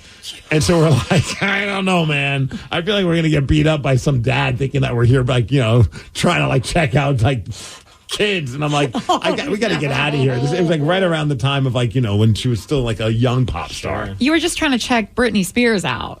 Yes, not the kids. 1,000%. Yeah, yes. I still want and to some check of the her moms out. too, because the moms were dressing like Britney as well. Yeah, they were course. cosplaying. Oh my God, Britney cosplay. Well, Rockaholics, is there a band, an album, or any sort of art that instantly triggers some nostalgic feelings for you? Call us up now, 206-803-ROCK. We're going to take your calls after Marcy Playground. The Daily Migs Show. Is there a band or an album or any kind of art that instantly triggers some nostalgic feelings? Call us up now, 206-803-ROCK. Seth in Puyallup, for you, it is the Offspring Americana album. Yes. Oh, you are not wrong about that. Hey, thanks for having me on the show, guys. This is radical. Dude, the Offspring Americana. I was in high school, and yes, it's just so good. And like the energy, why it's so nostalgic for me is I took my brother to an Offspring concert back in the first or second weekend of December of '99. And he was only 11 years old, right? So I take him. It's a great show. And I mean, it's awesome. They have blow-up dolls with Backstreet Boys faces on them on stage, like lip syncing. And then Noodles comes out with like a seltzer bottle, and he sprays Dexter. And, it's hilarious. Earlier you were talking about fire hoses, Steve, and I thought this was the story. I thought maybe you were at this show. Wait, so he sprayed someone with a fire hose? Dexter came out with a fire hose and sprays Noodles, sprays the entire crowd.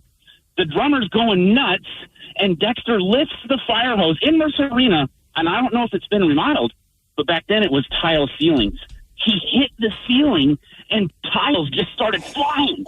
And, none of them actually landed on the crowd. But, it was definitely a moment. And the music kind of stopped, and he's like, well, dang, I guess I won't be doing that again. And they played the rest of their set, and it was incredible. The manager for the Offspring is like, lawsuit. Oh, thank God it didn't land on somebody. It was wild. I mean, yeah. Dude, one of my favorite Seattle back in the day. One of my favorite Offspring stories was when they did when I worked at the end, they did this festival called Board This, and it was an outdoor festival at Snoqualmie Ridge, at the snowboarding place, and people are snowboarding. There's snow everywhere, and they're playing, and they played with the band Zebrahead. Oh yeah, I love Zebrahead, awesome dudes, right? So they're playing, and I guess there was a fan that had something that was like, Noodles, here's my phone number. Like a sign. Well, the Zebrahead guys eventually got their hands on that sign. And for the rest of the tour, apparently, because I was buddies with the bassist, and he would tell me, he's like, they called that fan and would pretend to be Noodles and just prank that fan all the time. Like, hey, it's Noodles. And it's just that was their joke for the rest of the tour, was just pranking this one fan. And I think Noodles eventually got in on it as well. I don't know if he ended up calling the fan too, but I was like, that's just hilarious. I love it. Is there a band, an album, or any sort of art that triggers nostalgia for you? 206-803-ROCK. Barry in Snohomish, it's a Van Halen song for you. Oh, yeah, it is. I was in high school. We were in jazz band, and they had a school assembly, so the whole student body's in the gym, and our jazz band's playing something soft and, blah, blah, blah. And we'd already practiced. Jeff Miller at Lake Washington High School was on guitar. I was on drums, and he gives me the nod, and we go into Running with the Devil by Van Halen, and pandemonium hit the gymnasium. Yes. And the director didn't know what was going on. The other musicians didn't go. Finally, the principal unplugs Jeff's amp. I throw down my drumsticks and kick over the drum set like I'm Keith Moon. Jeff throws his guitar, and we walk out. What a great way to just be like deuces. Oh, it was incredible. So now we found out Tom May of High Voltage is a guitarist, and he goes, I was there that day, and that's what inspired me to take up guitar. That's amazing. Hey, Barry, did you ever go on YouTube and ever watch the isolated vocals of David Lee Roth singing Running with the Devil? I try not to. I'd rather see the isolated guitar of Eddie Van Halen. Well, yeah, fair, but for good poops and giggles, man, it is amazing to hear. Because I'm gonna have to do it. In the mix, it sounds phenomenal, but when it's just isolated, it does sound kind of crazy. Yeah. Yes. It's so great. So my parents were they didn't listen to Van Halen, but I remember specifically my brother and I discovering Running with the Devil and being like, music like this exists in the world. My first exposure to Van Halen, though, had to be, I think it was Jump. Being a kid, MTV, and I remember just thinking, what is this weird synth sound? Because, we knew around that time there were so many synthy kind of bands, but all of a sudden it was synthy, and you're like, what is this crap? And then all of a sudden it kicks in, you're like, oh, this ain't crap. This is freaking awesome. It's their greatest song ever. It's up there. Justin in Ferndale, for you, it is one of the Linkin Park albums. Good morning, everyone. And yes, it is Hybrid Theory. Yes. Is that with One Step Closer, right? Yep. And actually, the song that triggers me the most is Paper Cut. And the reason being, when I was about 9 or 10 years old, like right around the album came out. I'd never heard of Linkin Park and all that. And we were driving in my buddy's dad's, like, was it like OJ style Bronco? Yeah. Was Al driving you guys too? Well, what was it? He had a bazooka tube in the back, so like one of those big old long subwoofers, and then they pop in and cassette Hybrid Theory, and that bass in the back just starts going when Paper Cut really drops it, and I was instantly hooked. We listened to that entire cassette multiple times on our drive from, I think it was Eastern Washington back to Seattle. It was just fantastic, and I've been a fan ever since. And Steve, it's one of those bands that I would love to see live, but every chance that I had to go see them, something came up. They were so, not to rub it in, but I remember seeing them during that tour, and they were so freaking good. You saw them during the Hybrid Theory tour? Hybrid Theory tour, yep. Wow. Yeah, at the Showbox, I believe it was. It's so funny. Hybrid Theory is one of those ones for me, too. And I remember because I asked for that album for Christmas, and I didn't think I was going to get it, but then it was like one of those hidden presents in the back, and I just remember opening it and seeing the CD for it, and immediately running to my room, because we used to do midnight mass and open presents after. So it was 1 o'clock in the morning, through Hybrid Theory in, and I was just like, this album is amazing. What is this? It's funny because I just saw somebody recently posted something you always see these random Facebook memes or social media memes where it's just what's that perfect record from beginning to end? And sure as that, it always seems I'll always see Guns N' Roses, Appetite for Destruction show up, and more often than not, I'll see several people post Hybrid Theory from Linkin Park as well. It was a game changer for sure. I forgot about Paper Cut though.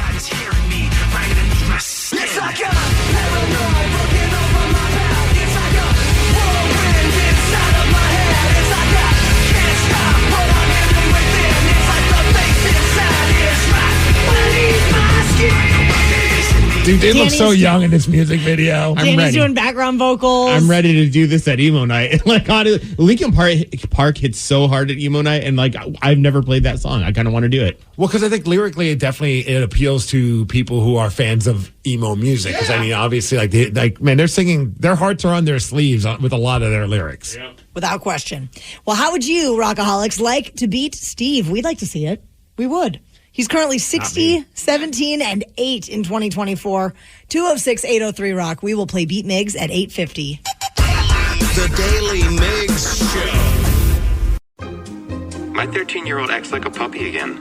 Almost overnight, she's a different dog. Perfect poops. When people switch their dog's food to the farmer's dog, the effects can seem like magic. But there's no magic involved. It's simply real meat and vegetables with all the nutrients dogs need, instead of highly processed pellets. No tricks, just smarter, healthier pet food delivered in packs portioned for your dog. It's amazing what real food can do. Get 50% off your first order at thefarmersdog.com/no-magic.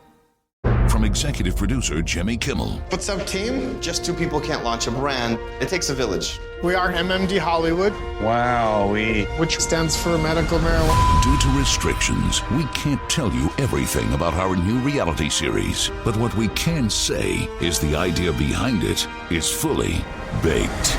I don't know. High Hopes. Streaming 4/20 on Hulu. Listening to your favorite podcast? That's smart. Earning your degree online from Southern New Hampshire University? That's really smart.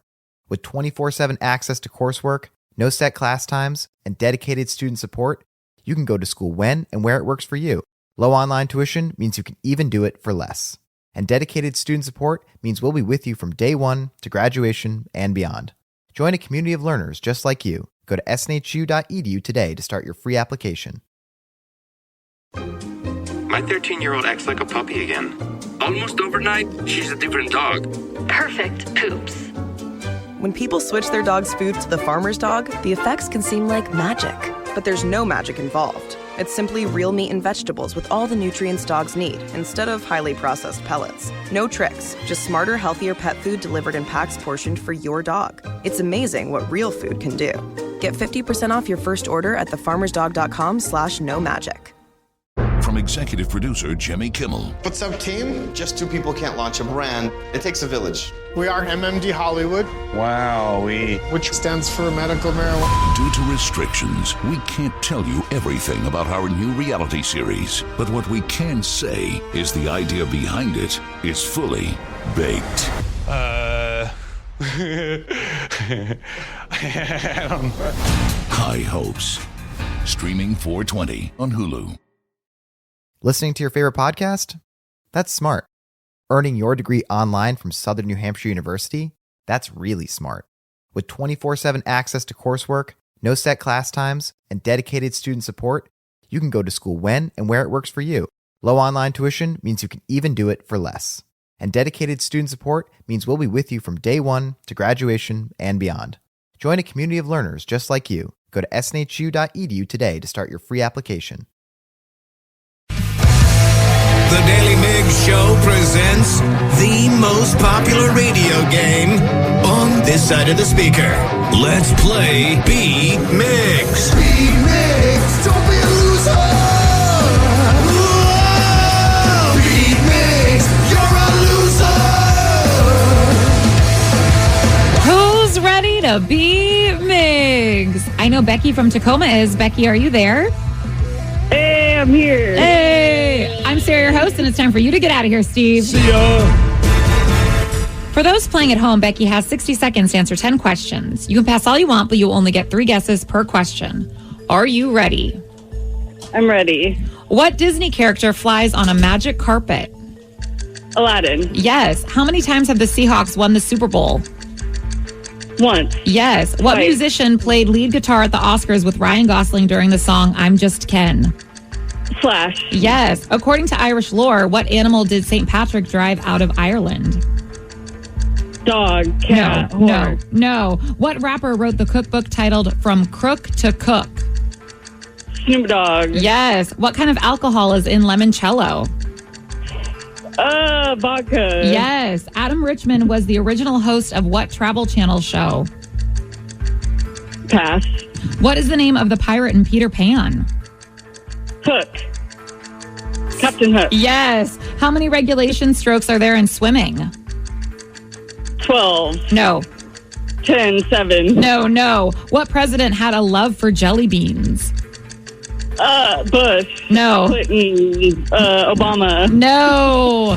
Wow, you got through those questions very quickly, and you got 6 correct. Right. Also, I have a question for Becky.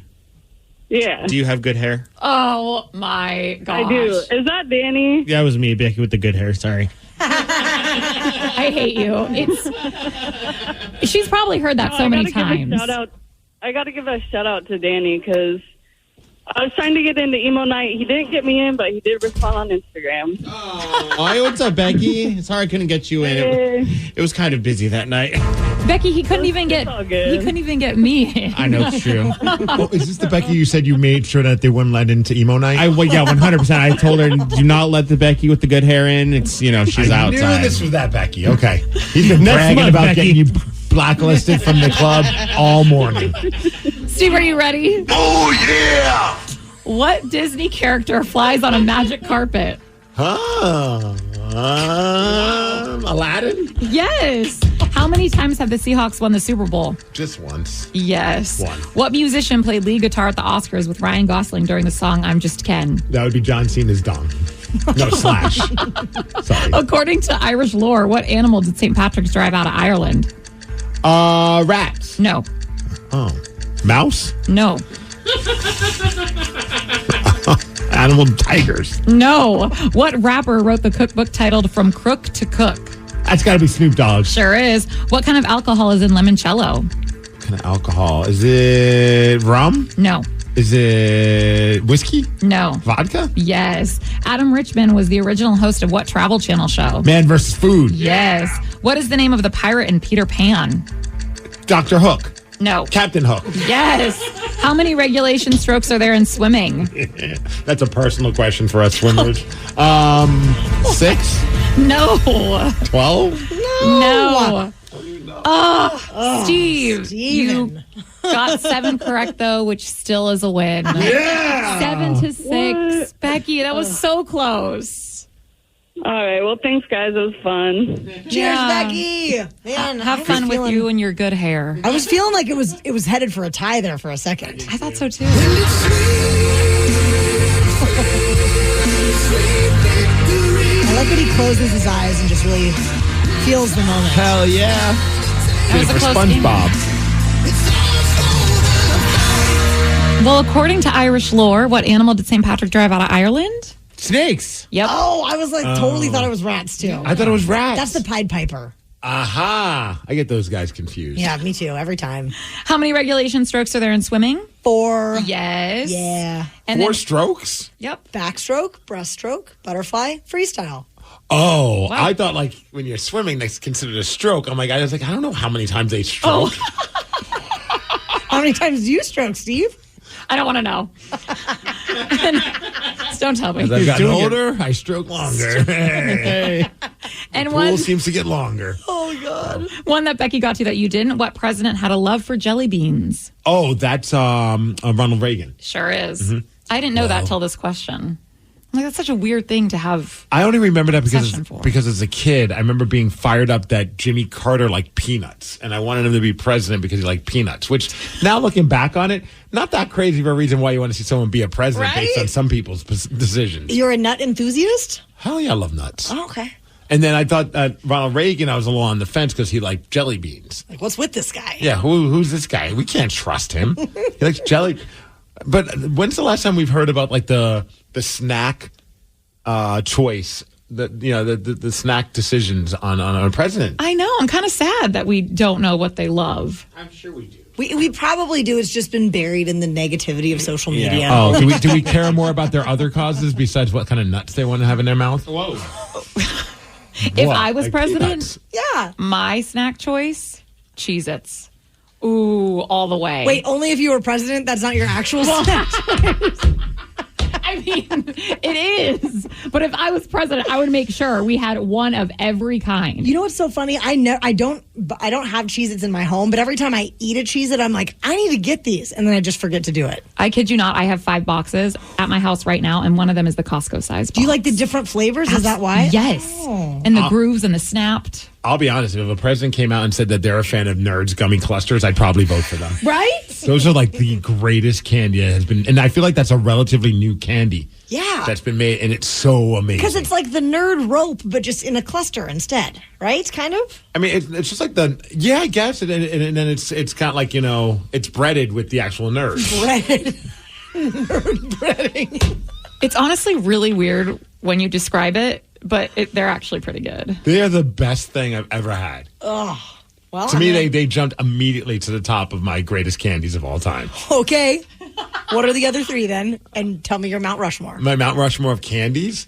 Well, I'd definitely go Nerd gummy clusters, Sour Patch Kids. Now I'm kind of a little. You know what? I would probably go with fruit snacks. Oh my You know God. that the Fruit snacks? Do you know? Not candy. what is it then? Healthy food for children. They're not healthy. Healthy? Yes, they are. Okay. They're made with fruit juice, okay? You- Unless we're talking Gushers. By the way, you sound like my child right now because he asked for a snack the other day, and I said, okay, you can have this or this. I gave him 2 healthy choices, and he said, how about fruit snacks? And I said, that's kind of more of a dessert. And he said, it's called a snack because it's fruit snacks. Yeah. And I couldn't battle him on that. I'm like, you're right, salesman. Yeah, you can't fight that logic. No. God, I lose these battles every day. Yeah, you have to take those off, Steve. Reese's peanut butter cups. All right. Definitely got to put that back in there, right? Yeah, sure. I mean, it's not on mine, but it's okay. So what's your top one? I like the Sour Punch straws. Ooh, those are good. Sour Punch straws. You would love them. Based on what you're telling me that you like, you would love them. I like the gummy worms that are made by like Trolley, those the night crawlers. Yes. You know what's I got up. real excited. Have you guys tried the Twin Snakes by Haribo? Twin snakes? Yeah, they're gummy snakes, but they're like two of them connected, one sweet, one sour. Game changers. Oh, I like that. I like options. Yeah. Well, thanks for that, guys. A member of our show's spouse was shamed for their parenting skills, or maybe lack thereof, all because of scissors. We're going to tell you what happened after Pearl Jam. The Daily Migs Show. So, Steve Migs, Rockaholics, Danny Sarah. Barrett has had officially 4 days at his new school. Barrett is 4 years old, right? He's 4 years old. He's had 4 days at his new school. So is this preschool? Pre-K. Pre-K. Because the hope is that he can go to kindergarten in the fall. But isn't that then preschool? Like, yes. Is there a pre-K and then preschool? Is there a difference? I guess there can be a difference. Some organizations might not offer a difference. It's just preschool and then you go to kindergarten. But there is sometimes a pre-K, which is kind of like prep for kindergarten. So what is preschool for it's pre-K then preschool then kindergarten, or is it preschool pre-K then kindergarten? So I think based on age, pre-K is probably like age 4 and 5, and preschool might be like ages 2, 3, 4. So it's kind of more age related. Yes, of course. So Brad and I are kind of getting used to this new schedule. Brad is my husband, and yesterday was going to be a day that he went to pick Barrett up from school. And upon going inside and picking him up, the teacher was giving Brad some feedback on basically just some things that we can work on at home, which is important because my child has been a forest school kid for 2 years, running around in the forest. Now he's in a classroom. Raised by wolves. He's kind of. And now, so he's got some things to learn. He's got some, it's a whole new method to the madness for him. So they were telling Brad that they use scissors a lot, and that Barrett should probably work a little bit more on his scissor skills. And so he's not good at scissoring? Is that the right term? No. I am great at scissoring. Okay, I didn't mean it. Is that the proper way to use? I know scissoring can mean another thing. I'm not talking about that. I'm not talking about that. Me clearly. either. Yeah. So he has not developed the full-on scissor dexterity yet, and that's okay. Is he using it the wrong side or is it the wrong hand? I don't understand. How can you not? It's. I think he's just still kind of learning how to get it right and not putting his thumb all the way through.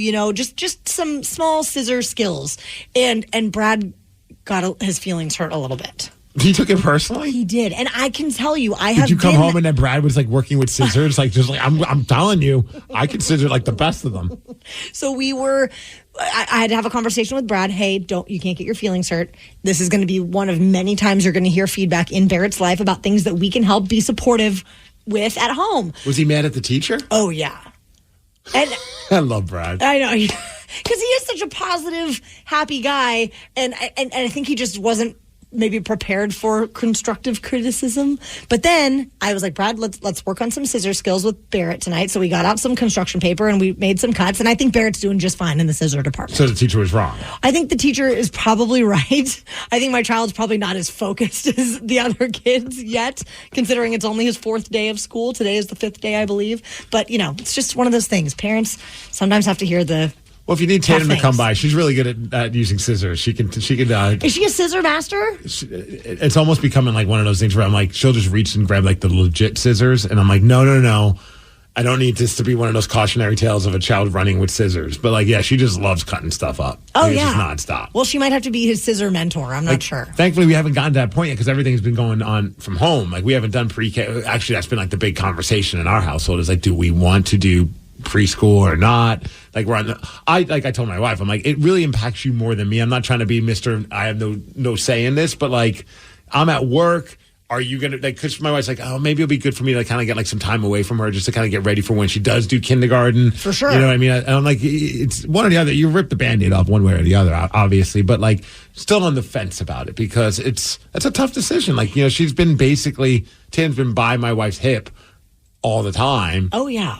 And all of a sudden it's well, do I want her to go away for a couple of days during the week or, half days? So that's been the big conversation in our household. The cheap ass side of me is wait, no, we can wait till kindergarten. When she told me how much it costs for preschool, I'm but I don't want to be that guy, obviously. Yeah. And I've also been on the receiving end of the feedback that kind of sent me feeling a little attacked or whatever. And you have to realize it's not about you. They just want what's best for your kid. Do they? They do. Or do they just want your money? It's also important to remember, though, that you're not going to be in a job interview someday or applying for scholarships, and they're going to ask, "At what age did you master scissors?" Yeah, right. You know, right. like- It was funny though. Like when we're going through it, it's like, well, Tatum's very good. Thank you. Like, do you want to bring her in there to help for social skills? So she's very sociable. Like, we don't even understand it because both my wife and I are pretty introverted.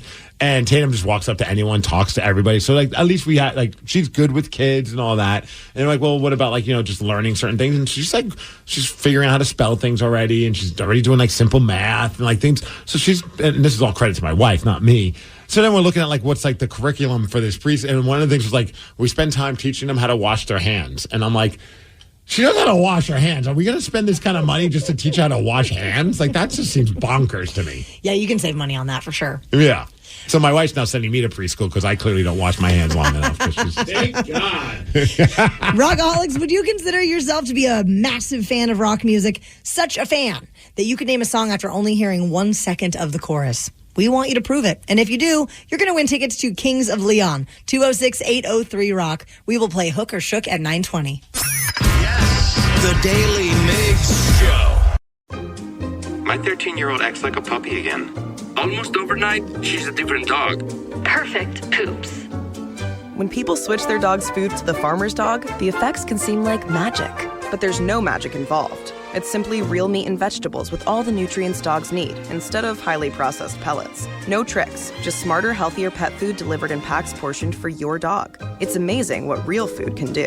Get 50% off your first order at thefarmersdog.com/no-magic. From executive producer Jimmy Kimmel. What's up, team? Just two people can't launch a brand. It takes a village. We are MMD Hollywood, Wow, which stands for medical marijuana. Due to restrictions, we can't tell you everything about our new reality series. But what we can say is the idea behind it is fully baked. I don't know. High Hopes. Streaming 4/20 on Hulu. Listening to your favorite podcast? That's smart. Earning your degree online from Southern New Hampshire University? That's really smart. With 24/7 access to coursework, no set class times, and dedicated student support, you can go to school when and where it works for you. Low online tuition means you can even do it for less. And dedicated student support means we'll be with you from day one to graduation and beyond. Join a community of learners just like you. Go to snhu.edu today to start your free application. The average family throws out $1,500 of food every year. That's a lot. Imagine what you could do with extra cash. There are simple ways to reduce your food waste and increase your savings. It starts with a meal plan, a menu, a shopping list, and ends with a little creativity, fresh recipes, ingredient swaps, and new kitchen skills. Get tips to reduce food waste and make your dollar go further. Know the cost. Go to usefoodwell.org to learn more.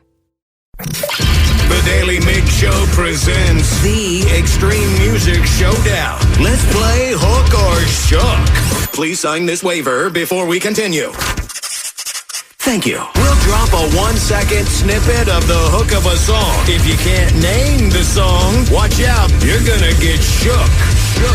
It is time to play Hook or Shook. And this week we are playing for tickets to see Kings of Leon at Climate Pledge Arena. That show is going down on August 29th. And this morning's contestant is Daryl in Woodinville. Good morning, Daryl. Good morning. So you must get both songs right to win the prize. The first one, you will be on your own. The second one, and this is where you could be shook, a member of our show at random must get it right for you. If not, you will lose, and we will give those tickets to caller number 9 instead. So let's see who you are playing with. Will it be me, Migs, or Sarah?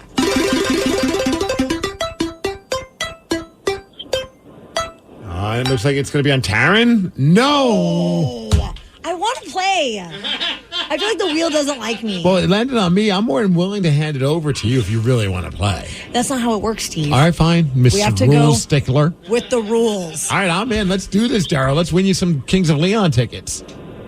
Let's go. All right, Daryl, here is your clip. Jimmy Eat World. Yeah. What song? Can I get help with the title? All right. If we're talking about siblings, you wouldn't be the firstborn or the last born, you would be in Middle. Let's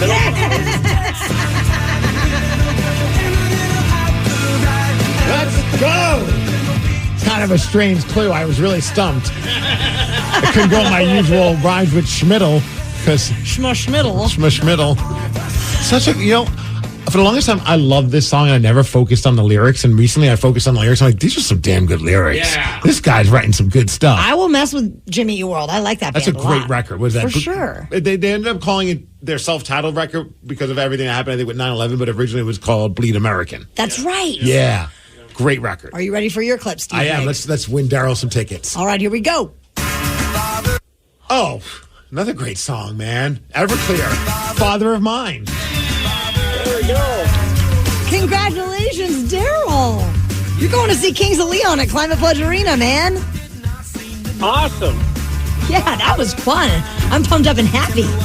This also a song, if you focus on the lyrics, man, this will punch you in the gut. Also, go ahead. No, it's funny you say that because I was literally pulling it, and I've never really listened to that song. Mm-hmm. I've heard of it because of that documentary, The Other F Word, which is all about like dads. Punk rock dads. Yeah. That's a great documentary. And he's featured in Yes. it a lot. And it was like, but then I listened to the song this morning, and I was like, oh, I kind of need to go get a tissue. Is that why you hugged me first time I saw you? You said, can I call you daddy for today? Yes, exactly. Now I understand. Hold me close. For multiple reasons, but Also, shout out to Art Alexakis. This is MS Awareness Week is happening right now, and he, like my mom, lives with MS.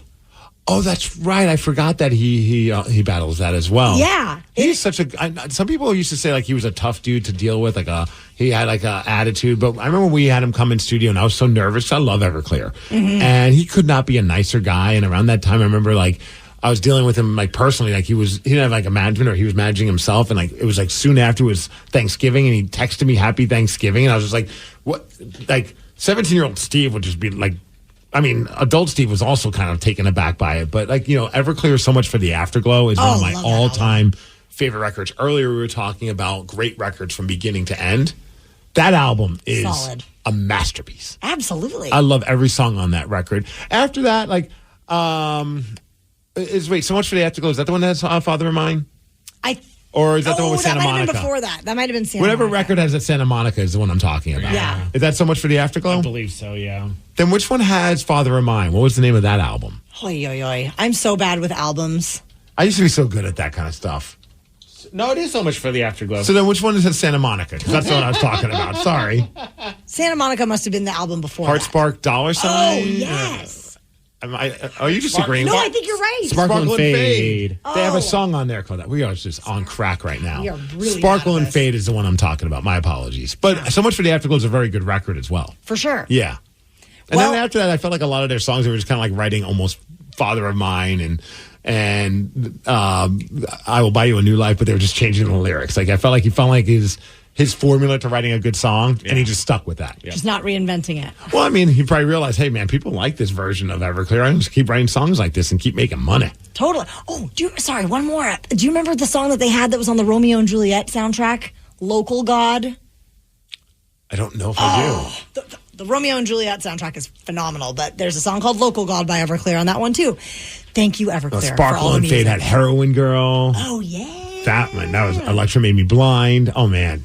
Oh, I know what I'm listening to later today. a lot of nostalgia today, Rockaholics. Hey, if there's something we have talked about this morning that you would like to talk about, we would love for you to call us up right now. 206-803-ROCK. We are going to check in with the Rockaholics after Kings of Leon. The Daily Migs Show.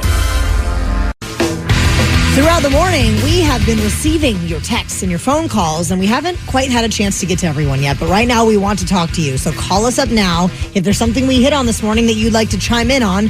206-803-ROCK, anything at all that is on your mind. A lot of people, it feels like nostalgia is on the brain. One person just texted in a couple seconds ago at 206-803-ROCK. A topic that I want to bring up, Danny actually brought up, was when you guys were talking about albums. This is when on Christmas morning or on your birthday, you see that square or rectangular box, depending on if you're getting a CD or vinyl or cassette, and you get so excited to see what album you're about to blast on your speakers.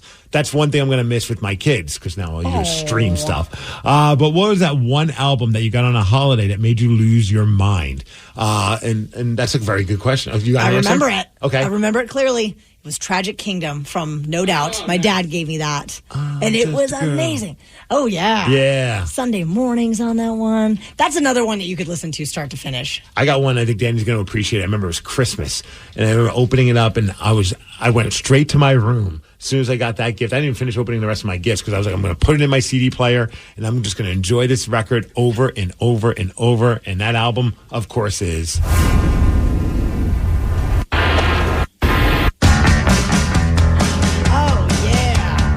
Smash from The Offspring. God. I can't play the one song that I like to play on repeat a lot because Bad Habit has a couple of bad words in it. Just a few. Yeah. So that's definitely one for me. It was definitely The Offspring, Getaway. The other one that I could think of too, that I think it might have been around that same time, and I fell in love with the record. And I was never a huge fan of the band until this album. Aerosmith. Oh, interesting. What year did this come out? I don't know, and I don't want to tell you because it's probably going to date me. 89? What album is it? This is... 89, you're right. Yep. Pump. I remember seeing them live for this record. Whoa. They're having sex in an elevator there. Yeah, Danny. of course they are. They're going. All right. What about you, Danny? I mean, besides Hybrid Theory, I do remember Limp Bizkit's Significant Other being a huge album for me. When I got that album... Did you get it for Christmas or your birthday? I believe it was Christmas. Okay. That was when I got a lot of my... Because I didn't have a lot of money back then. And that was like...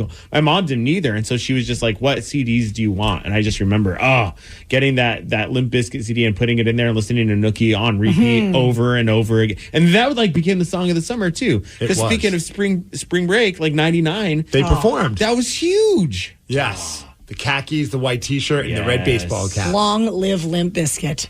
Drama in Covington, you've got an album-related bit of nostalgia to discuss. Hey, good morning, my beautiful friends. How you doing today? We are great. Yes, that's what I'm saying. It's just another wonderful day being me. Hell yeah. It's weird for me to be drama as well. But it's been a wonderful day. So what's nostalgic for you there, Drama? So there was one thing initially I just want to put on a side note. You talked about Van Halen. This is not the album cover, but Van Halen, that was my first cassette tape I bought when I was a kid, 1984, that cassette tape. Ooh, that's fire. That's peak Van Halen right there. But the album cover that has much nostalgia for me, and there were several, because the artist would do such great covers. The artist was Derek Riggs, and that's like Iron Maiden's album covers, especially Somewhere in Time. So does he do all the Eddie art then? Yes, Derek. I don't do the Eddie art. I'm not an artist. My brother's a tattoo artist. He's a gifted one in the family. Nice. Yeah, I love that. The Somewhere in Time one was all like the futuristic one. Yeah, Drama. You're absolutely right. That's the one where it's like the skeleton-looking version of Eddie. It almost reminds me it's like if Iron Maiden made an album cover in tribute to the movie Terminator. Yep, it's got that kind of a vibe. I don't know if you ever saw that one. Yeah, their artwork was always really cool. My brother was a huge Iron Maiden fan, and I like them as well. For sure. But he was a bigger fan of Iron Maiden than I was, and I always loved grabbing the vinyl and just looking at the artwork. Well, and that's what's really cool about seeing Iron Maiden live is that they take the artwork that you see on the album covers and they almost bring it to life on stage with some of the theatrics and the giant eddies and other props that they bring out. Maiden is... They're they wrote the book on that. So have you seen them live? Yes, several times. Several times. I'm pretty sure it might be just once, maybe twice I've seen them, but definitely once at White River Amphitheater, and it brought me right back in time to being with my brother. It's like, I feel like today is just nostalgia day.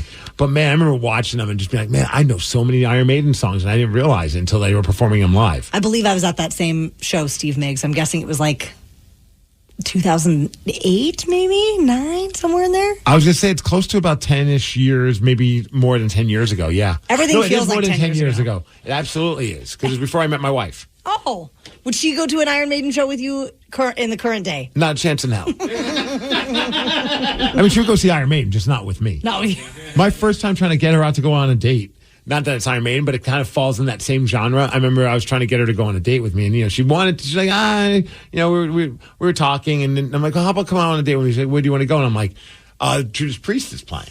And now knowing her, what a stupid question to ask, because she's just like, I'm down to go get dinner with you sometime, but I don't want to go see Judas Priest. I was like, all right, that sounds good. I'll just take one of my homies. And we went, it was like a WAMU theater. Okay. But now looking back on it, now I've gotten it, after a few months of getting to know her, I'm like, yeah, it's probably a weird date request, huh? She's like, yeah, I didn't understand why you'd think I would want to go see Judas Priest. It's not in my wheelhouse. Maybe don't lead with that next time. But they were freaking great. Yeah, absolutely. Yeah, so the answer to your question, absolutely not. She does not want to see Iron Maiden with me.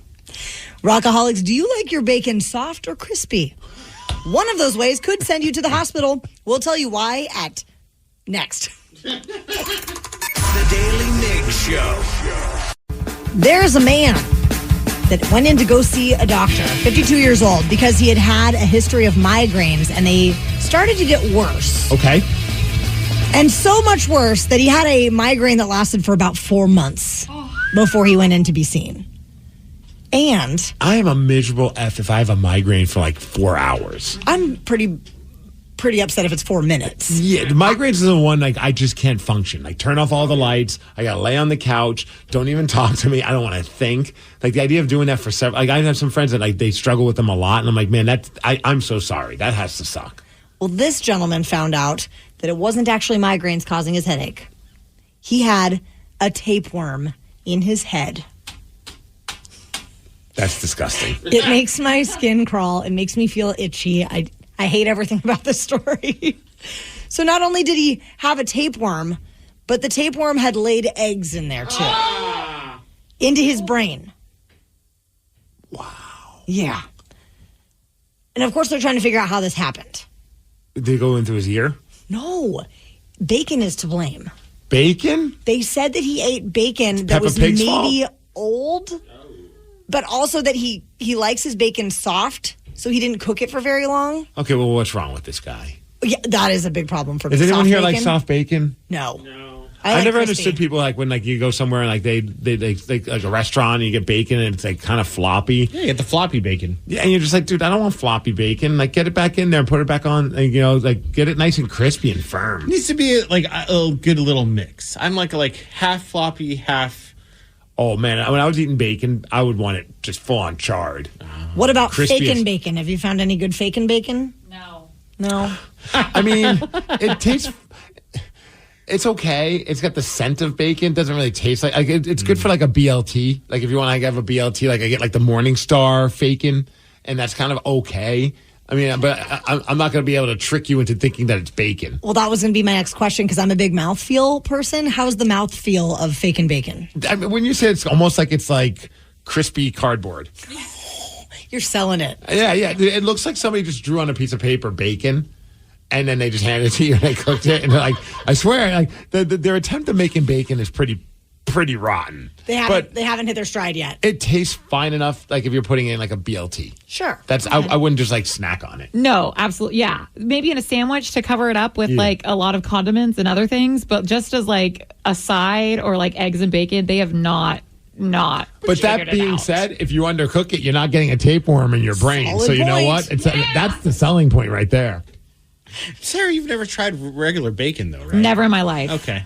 That is, to me, that is pretty impressive, Sarah. I just like how she's so angry about it. And I'm like, but you've never tried the real thing. Yeah, what if it tastes exactly like real bacon? Yeah. Then I don't know why everyone's so obsessed with it because the vegetarian kind is trash. To be honest with you, though, like I always thought bacon was okay. Yeah. On a burger, it's awesome. But like, you know how people lose their mind over bacon? I was never that big guy. No, like I know like for a minute, like for a long minute, I felt like more like an hour. It was like people were just obsessed with shirts that said bacon. Everyone was talking about how great bacon is. I love the scent of bacon, but it was never like something I needed to have all the time. Okay, so question to Danny, and I guess formerly when you were a meat eater, if you were going out to breakfast and they asked what breakfast meat you wanted on the side, would you go bacon or would you go ham or sausage? Sausage, links. Yeah. What if you have a choice between links and patty? You still go links? Links. I want it to look like an actual sausage. Not a patty. It's sausage patty. You just call it. Yeah. I mean, I'm not going to say no to it. Obviously. Yeah. It honestly depends on how I'm feeling, the mouthfeel of it that day. Sometimes I want some links in my mouth. Sometimes I want some bacon. So it's an extra chippy bacon or die mother blankers. Wow. And F that turkey bacon. Don't make bacon healthy. You know, I agree. I tried to do the turkey bacon for a while, and I was just like, why don't we just go let's just get some regular bacon. Mm-hmm. I never hated turkey bacon. I wouldn't like throw it away. Like same with like turkey burgers. But I mean, it wasn't as good as the actual thing. I just hated that they called it bacon because I'm like, no, these are just turkey strips. My favorite thing was when I went to Canada one time and I was wasted at a hockey tournament, and I was like, I don't know why I asked them. I'm like, so do you guys just call like what do you call Canadian bacon here? Okay, because we call it Canadian bacon. Do you guys just call it bacon? And they looked at me like I was an idiot, which not surprised. And they just go, no, man, we just call it ham. We don't understand why you guys call it Canadian bacon. We never refer to it as Canadian bacon. We think that's just a stupid American thing. Yeah. Well, the Seahawks just signed a former UW Husky. I bet you're fired up about that. So fired up. And they addressed one of their needs. You can find out during the Daily Migs download after Van Halen. The Daily Migs Show. Knowledge is power. So give us 5-ish minutes, and we'll give you, some interesting stuff you can talk about at work. This is the Daily Migs Download. A.K.A. the DMD. Here's your daily dose of doings happening in the world. And would you look at that, Ryan Castle, bright-eyed and bushy-tailed? I was told I would get a free Papa Roach CD if I came in here today. So, which one do you want? Do you want the one Infest? Yes, that one. Or the other one? The one with the pizza song on it. All my life in two pizzas. Yeah. This is my See? last. She said bright-eyed and bushy-tailed. She wasn't kidding. Crushing it already. Well, DMD is brought to you by Palace Law. And today's your day, Ryan. Do gingers enjoy ginger ale? I'm a ginger that enjoys ale. It's National Ginger Ale Perfect. Day. So enjoy yourself some kind of ale. Wonderful. Good thing, because I wasn't going to have any ale today, and now I can because I have an excuse. It's also National Donald Duck Day, so everybody take your pants off to celebrate. Oh, great. Wow. I thought you were going to say impersonate Donald Duck. Can you? I don't know. Solid. That's why she's here. Solid. Someone call Craig Gass. Hey, somebody call the Kraken and say you need to win games when you're up by 2 goals with 7 minutes left in the game.